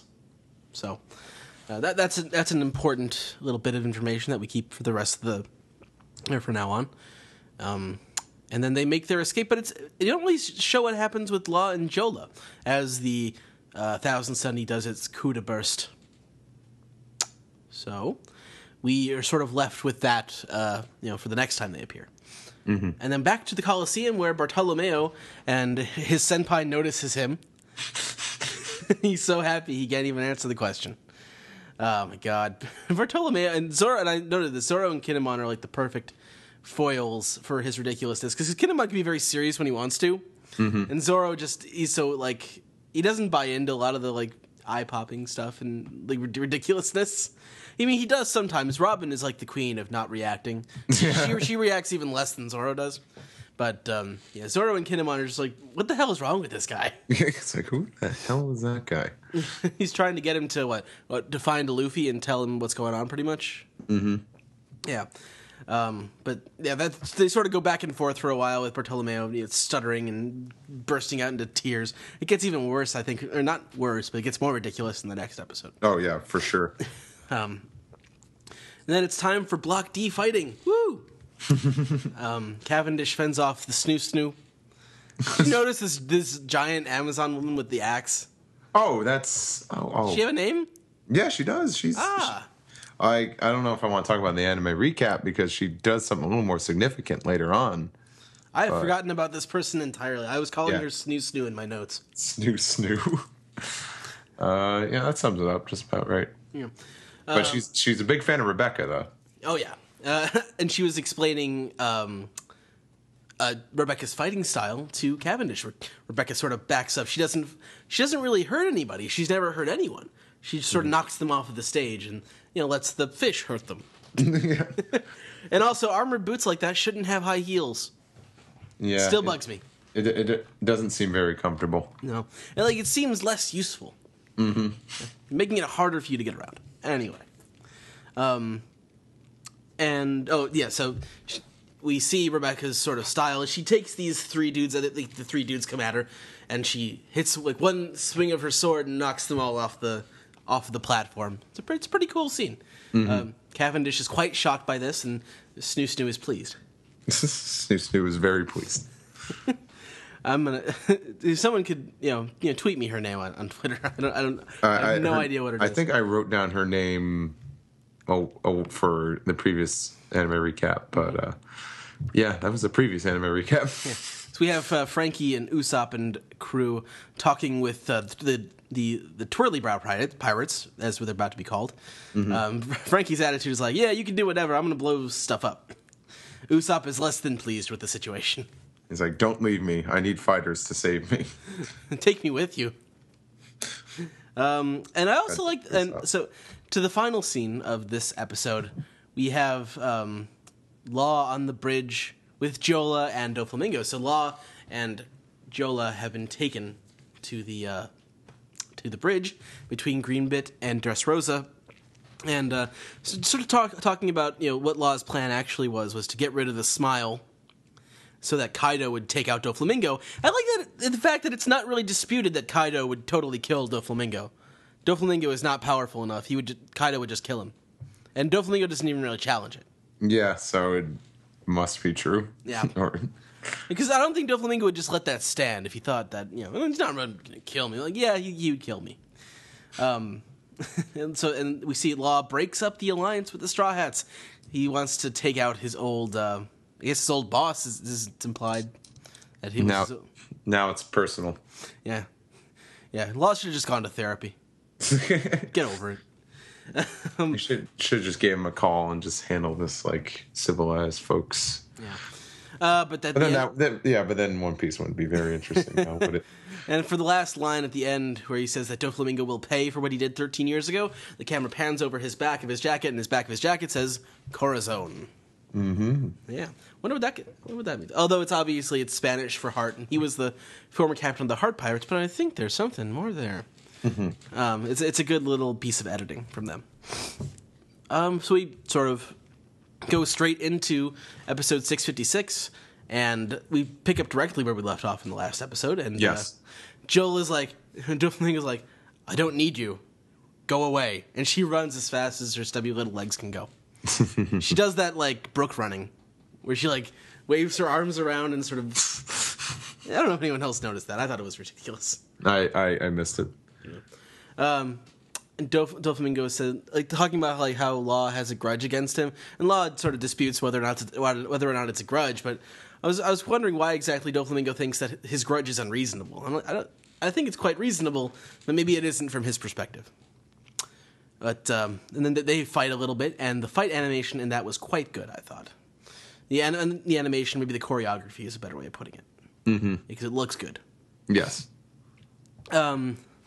And then we go back to the ship with the twirly brow pirates, and Brooke is just being ridiculous. Yeah. And 45 degrees, 360 degrees. Well, it was actually a great bit. It's like everything's looking good at 45 degrees, and Malmi's like, no, we need more than that. So it's like, 360 degrees, and just goes around the mast. And she smacks him from a distance. Yes, somehow she has like. She uses her wind power. Okay, yeah, I was about to say, I'm like, does she have one? We saw her holding the climb attack at the end. Okay, yeah. And he hits her with. She hits him with wind for being stupid, and so Brooke compliments her plan because Brooke is catching on. Compliment the woman.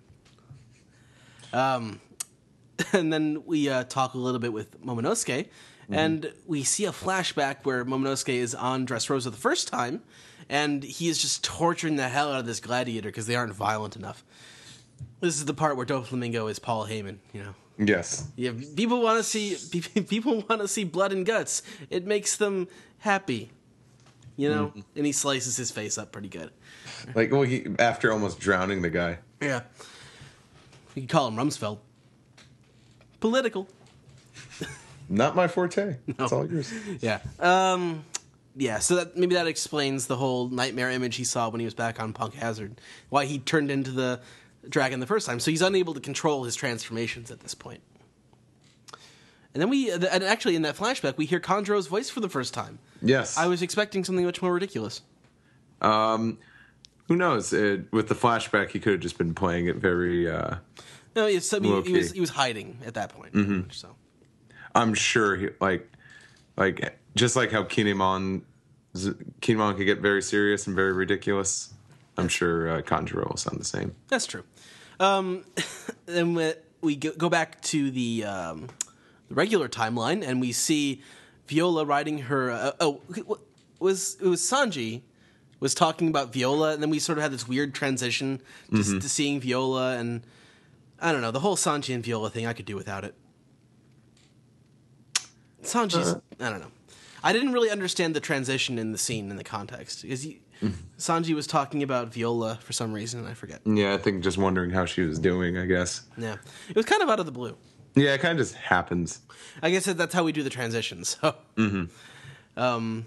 Yeah, and then we see Viola, and people on the screen are booing, and the people who are watching the TV in the shop window are booing, and so she goes all Elvis on the TV. Oh, what's the line again? I don't know. I'm just thinking from Itchy and Scratchy. Oh, this show ain't good. Oh, show ain't no good. Takes it out. But yeah, shooting TVs with guns is always funny. And also, the toy horse's voice is amazing. Yeah. Okay. He didn't have too many lines, but what he did say was... or something like that. It's ridiculous. But then so many Bartolomeo faces. He's like having an organic experience. How many herbal essences references can we make? I think that's the only one. I think so. Bartolomeo apparently has a scolding fetish. He's very excited about being scolded by Zoro. And this thing goes on pretty long. They had this ridiculous sort of soaring music, which was perfect for such one of the oldest One Piece tracks. Oh yeah. But but it's just great for such a ridiculous scene like that. It was hilarious. And then we have back to Block D. Oh, and actually, Bartolomeo does run off to try and find Luffy. They're finally able to overcome their communication issues and Bartolomeo figures out what he needs to do. So, and only if they'll give him an autograph. Back to Block D, though. I like how Kinemon pointed out that Zoro didn't do a good job of disguising himself enough. Well, I mean, if anyone would recognize him, it would be Bartolomeo. Yeah.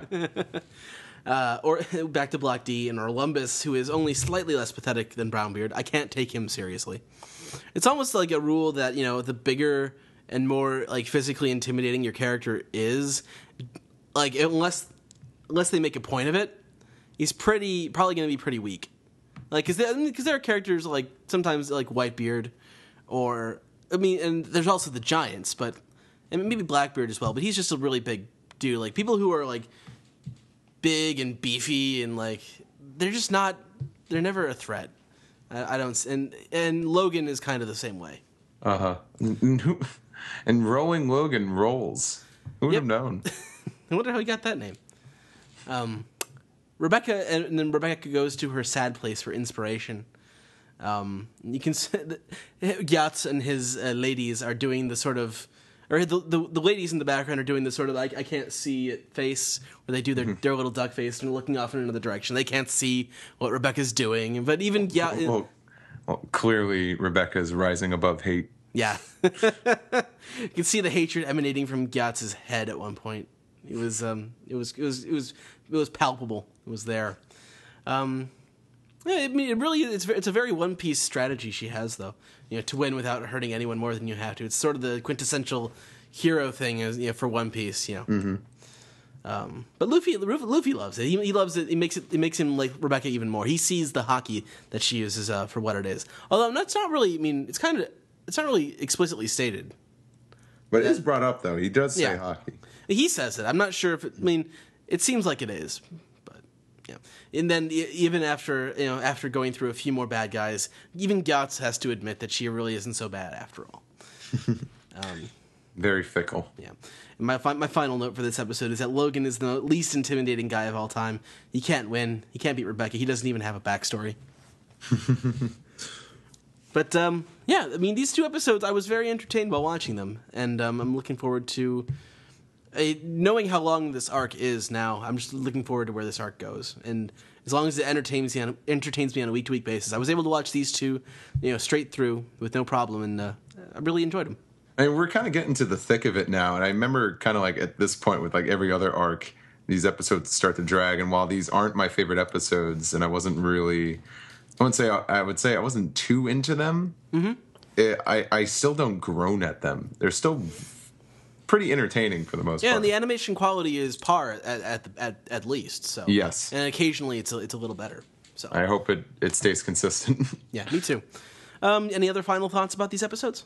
It's so much happens in this arc. I kind of forget what we have coming next. Yeah. I just know some of the things we do have coming next, and I look forward to seeing them Indeed. animated. All right, well, let's go on to the next segment. All right, let's do it.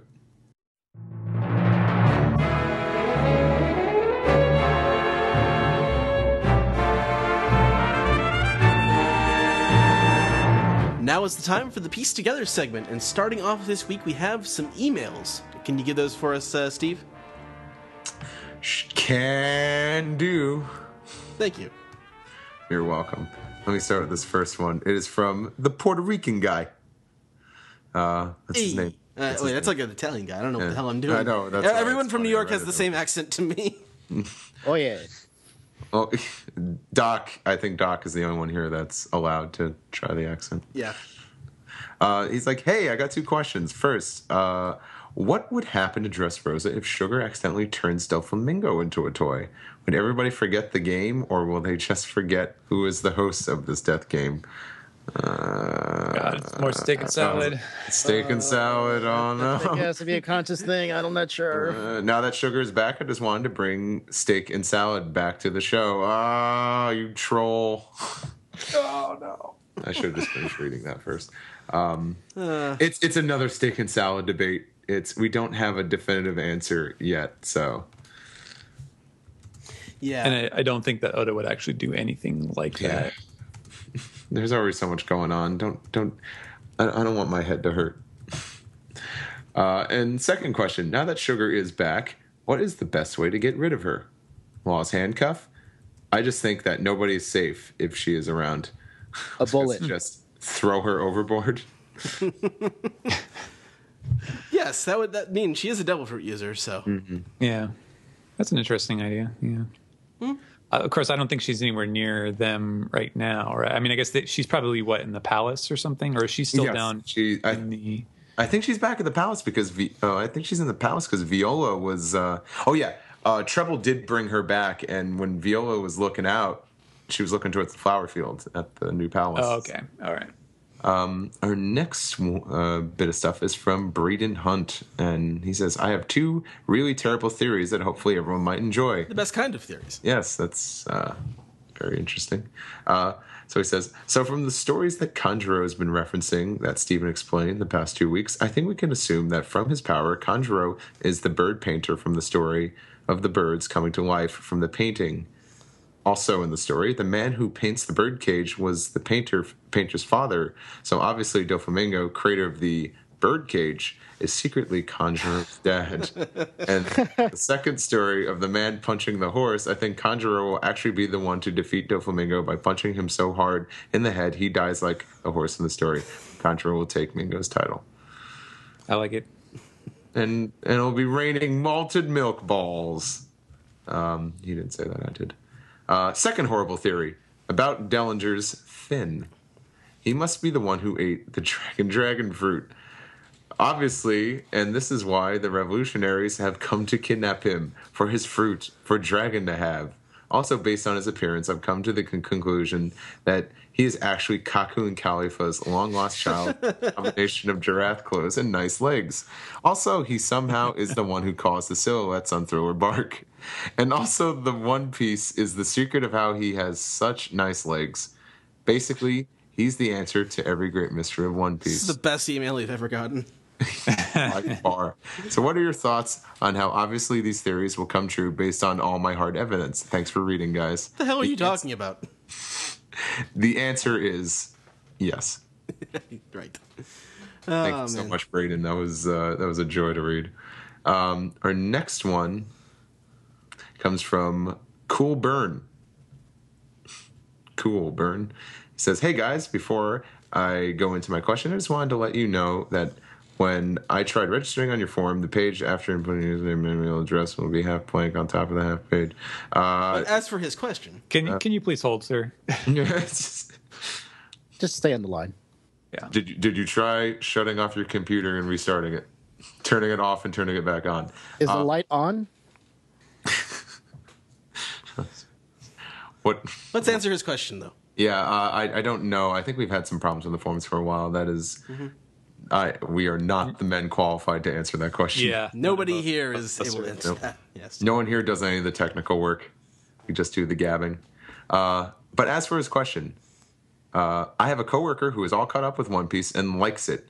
He really, really likes it. Sorry, I'm just adding that in there. He follows a lot of different series like DBZ, Naruto, Bleach, Fairy Tail, which he loves, and a bunch of others that are out there. He believes that Luffy's character is a little annoying because he perceives that Luffy never goes all out in a fight from the start with the villains he faces. I think it makes the series drag for him, and he seems to feel the same for both the anime and manga. I'd like to know what everyone's opinion on this is. In my honest opinion, I see where he's coming from when watching the anime sometimes, and it does drag sometimes when they flesh out the episode.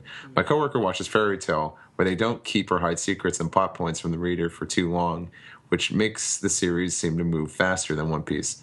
Still, I've watched One Piece more than 3 times from the beginning to end. Luffy half-asses his fights at all.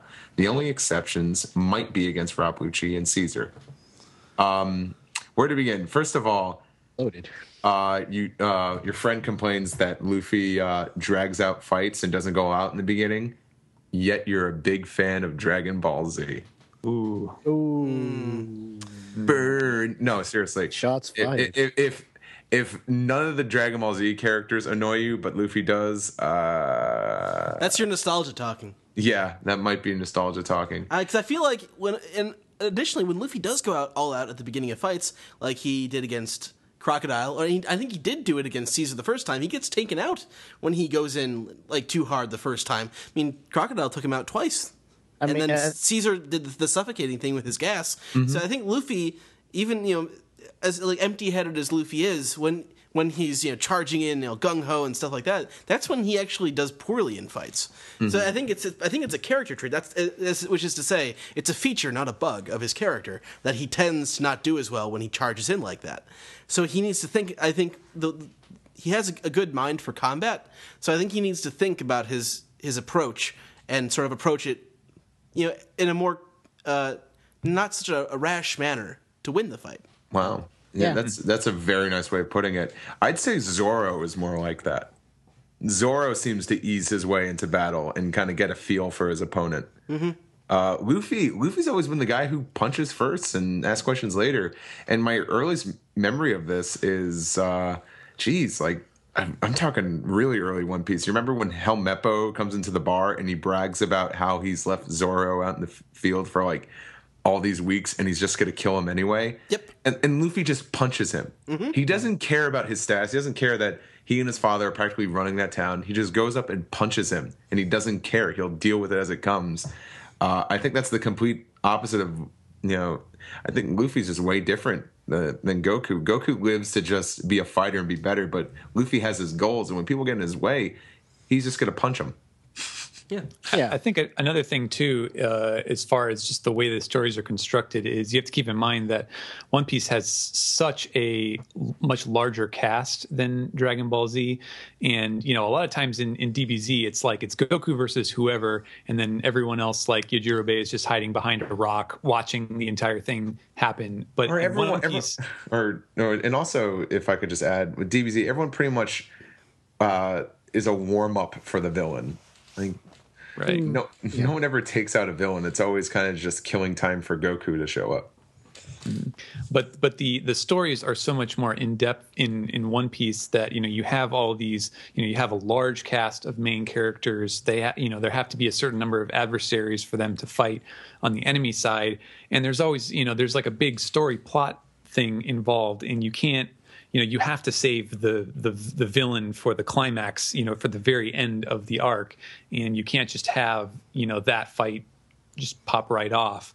Otherwise, what's the point of setting up all these plot points if you're just gonna to end it just as quickly? So I think it's partially just a way that the story is constructed. Yep. Shonen manga is kind of silly like that at times, and he is a shonen manga main character. He has a similar thought, but I think they're going on. Ed made the point about how he does kind of go on head first, not really think right away, but he learns from it. Mm-hmm. That's why he shapes his fights the way he fights, based upon like who he's fighting. That's why Mizu Luffy happens. Water right. Luffy happens. I think Crocodile really is the best example of this. Mm-hmm. Yeah. So that's like learning how. Okay, I can use my blood to fight this guy because it'll be able to actually touch the guy, things like that. So like it's a lot more kind of a thinking man's kind of shonen. I think it's not. I can't say that it's probably all the way out there. I can probably point to other shonen series that kind of take that point to even a further degree. JoJo, Hunter x Hunter, among others, where it's like you need a encyclopedia knowledge to be able to understand how these fights are working. But I would also recommend all these other series because they still have a lot to make up for them.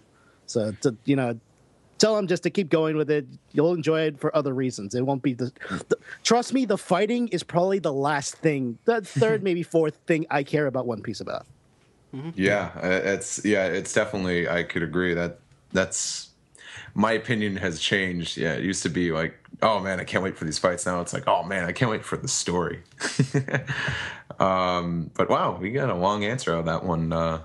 Very interesting. All right, and our last email comes from Ryan Bennett. Considering that Wano is called the land of the samurai, do you think this means that there could be more potential for Zoro to get his first challenging fight in the new world? And along with that, do you think that Zoro's newly inflated ego will end up coming back to haunt him in some way or be directly addressed in the story by one of the characters. I say yes to all those things. Those all sound great to me. I also think, Wano would be a good time for Mihawk to show back up. But, I mean, he's sort of random. He's sort of like... I don't think you necessarily expect when he's going to show up. He goes wherever his sea coffin takes him. Yeah, pretty much. It's very capricious. But I think Mihawk is just the guy to sort of, take Zoro down a peg. Or maybe, try and... I don't know. I'd like to see them fight, and I would like to see Zoro get knocked down a peg a little bit, because he's been acting like real... And I said it during the panel.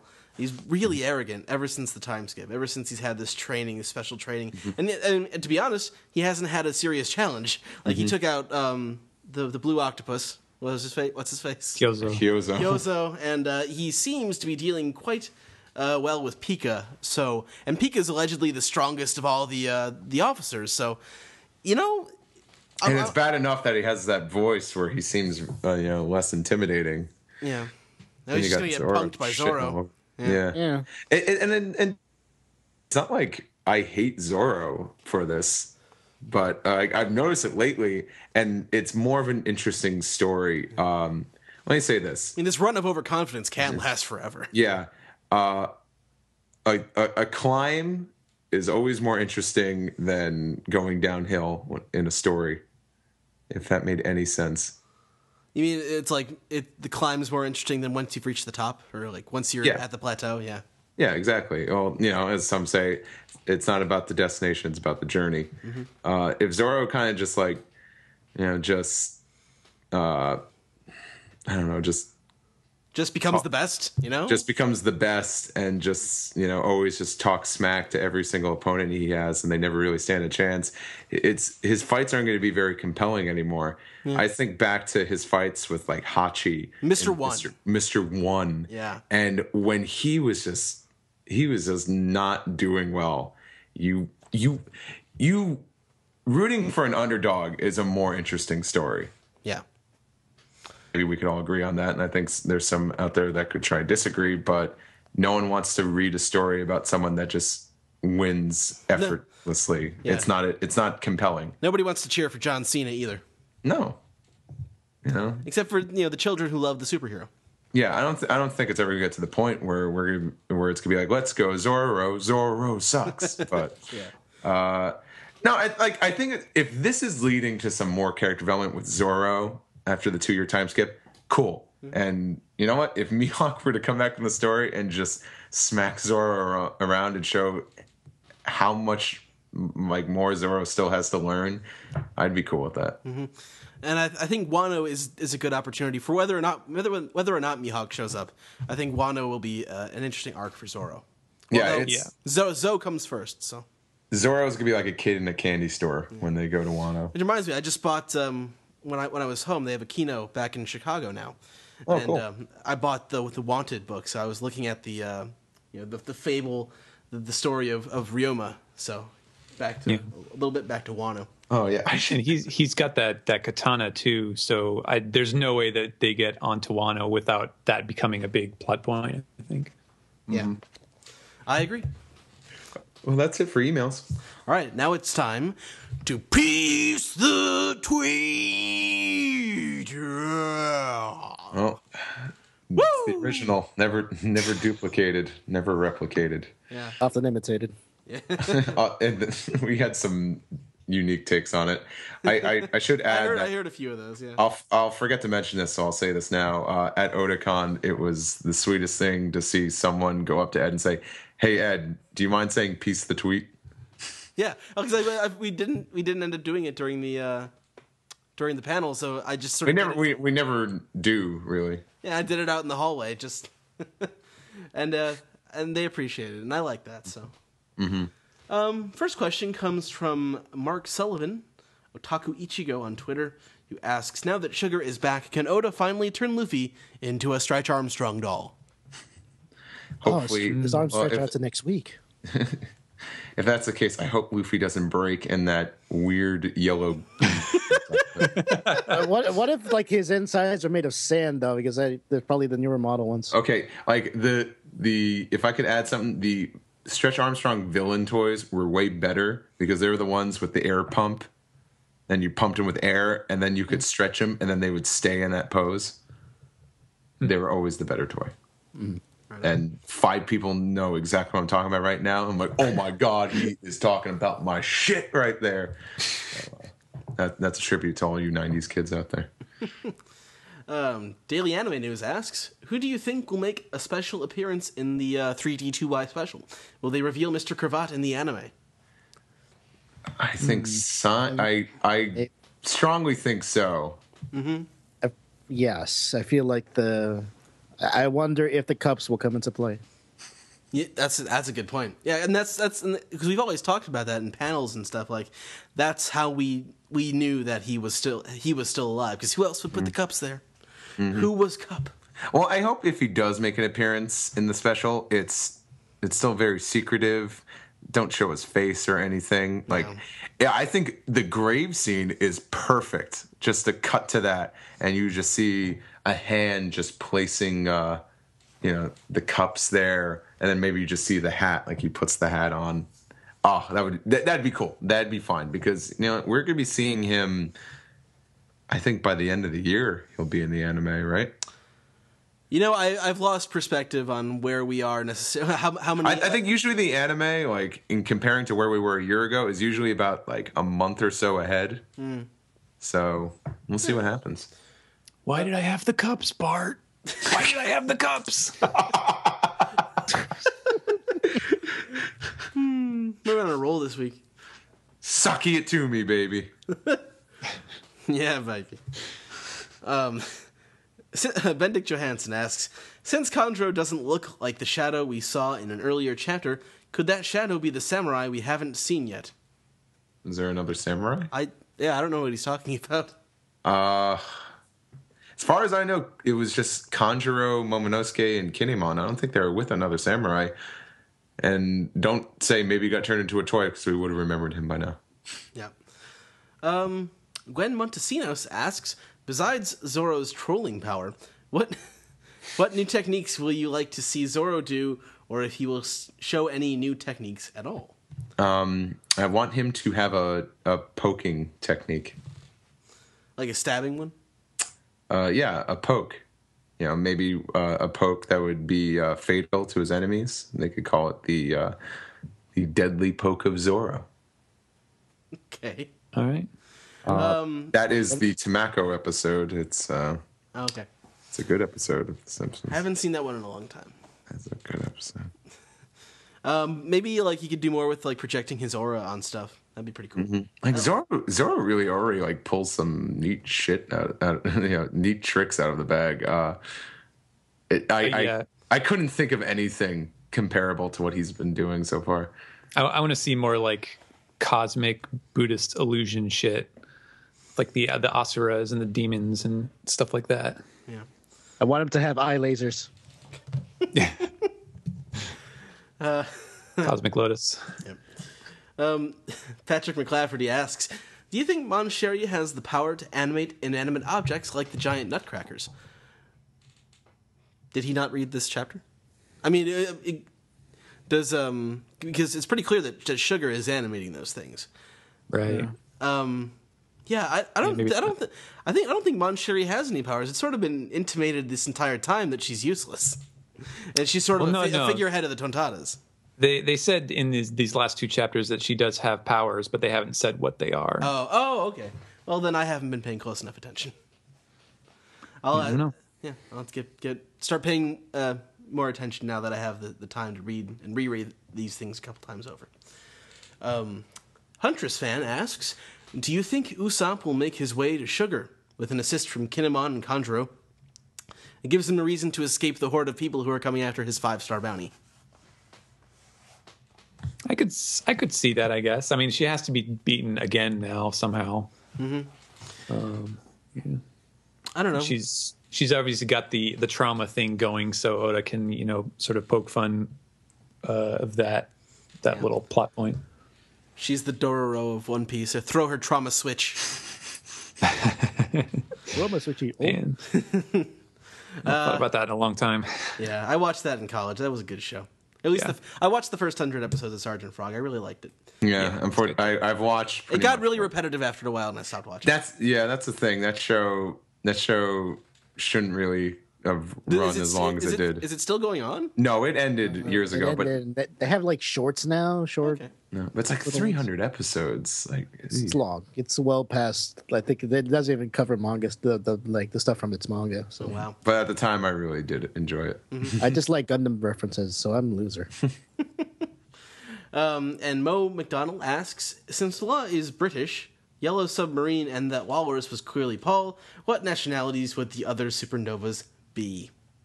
What walrus? Oh, the one he was conspiring with. The bird walrus. Cuckoo Cuckoo. Nationalities. It's tough. Well, I mean, I think Yerouge is like he's from like the northern part of China, or like he's from Western China. He's got the Buddhist monk thing going. That is true. Maybe he's from Tibet or something. I don't know. I think it's pretty clear that Captain Kidd is from Norway. Fucking black metal. Capone, clearly American. Well, oh yeah, Capone, clearly American. Yeah. What about I would say that Hawkins? What about Hawkins? man, I think Hawkins is from like Eastern Europe. They have a lot of, occult kind of associations. Maybe he's from Romania or something. What about There you Apu? He wears like a Chinese looking garb. Do you also think he's Chinese or? Maybe he's from Taiwan. I don't know. Who are the other ones? Bonnie. I think Bonnie almost has to be American from how much she eats. Exactly. Yeah, just to think like foul mouth, glutton. Yeah. Sounds American. Who are we forgetting here? Drake. Drake. Killer and Killer. Killer. Yeah. Killer? I don't know. It could be anything under that mask. Wait, no. Oh, hold on. It's like Metalocalypse, where Kid is from Sweden and Killer is from Norway. I'm not even trying to do impressions, but that'd be funny. Jeez. Pretty much, Kid's crew is the Metalocalypse crew. Yes. When you think about it, it's the Death Clock crew. Yeah. And who was the other one that we forgot? Drake. Drake. Oh, he doesn't. Well, who was Sir Francis Drake? He was a British privateer. Because I was gonna say British. Yeah. Too, but I don't know. If you have thoughts, send them. I don't know. Next I don't think Law is British. Law is like the essential cool-looking Japanese guy. Yeah. I don't look at him as British. He's like the guy who wins the best genist award every year. But if you have theories about what nationalities the supernovas are, and send them next week and piece the tweet. Yeah, I'd love to see what the fans think. Yeah. And finally, last piece of tweet this week comes from Danny Newman, who asks, do you foresee Usopp getting a proper fight, possibly taking down Sugar for good? It's definitely the cromulent theory. We actually kind of addressed that in the previous question, but that would be because, I mean, as strong as Usopp is, fighting women is clearly his specialty. And yeah, he has fought a lot of women. No, I think there's no way we're gonna go the rest of this arc without those two interacting with each other again. Yeah. I would love to see a fight between the two. Yeah. Well, I think that wraps it up for our piece together this week. Thanks, guys. We'll go on to we'll round off the show.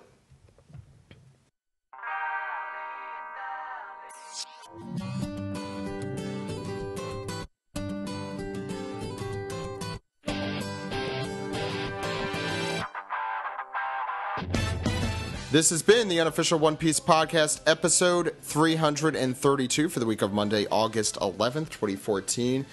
Thank you guys for taking over, Ed in particular. Indeed. And also, thanks to Jose for coming on for the Toonami Recap. Of course.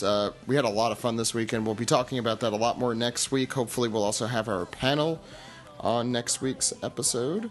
And we'll return in 2 weeks with the Manga Recap. I think that's all the big stuff that's happening, though, other than that popularity poll I mentioned earlier. Break the tie between Sabo and Buggy, the match that's been meant to happen since the beginning of the series. Just use the hashtag OPP popularity poll, or character poll is what I called it. Character poll. Yes, hashtag OPP character poll. Yeah, easy. So, Ed, actually, before we get into how to contact us, Steven, how could people contact you? You can follow me on Twitter at Translatosaurus if you like. You're so succinct, Steven. Yeah. Beautiful. That's all it is. Yeah. He's got composed.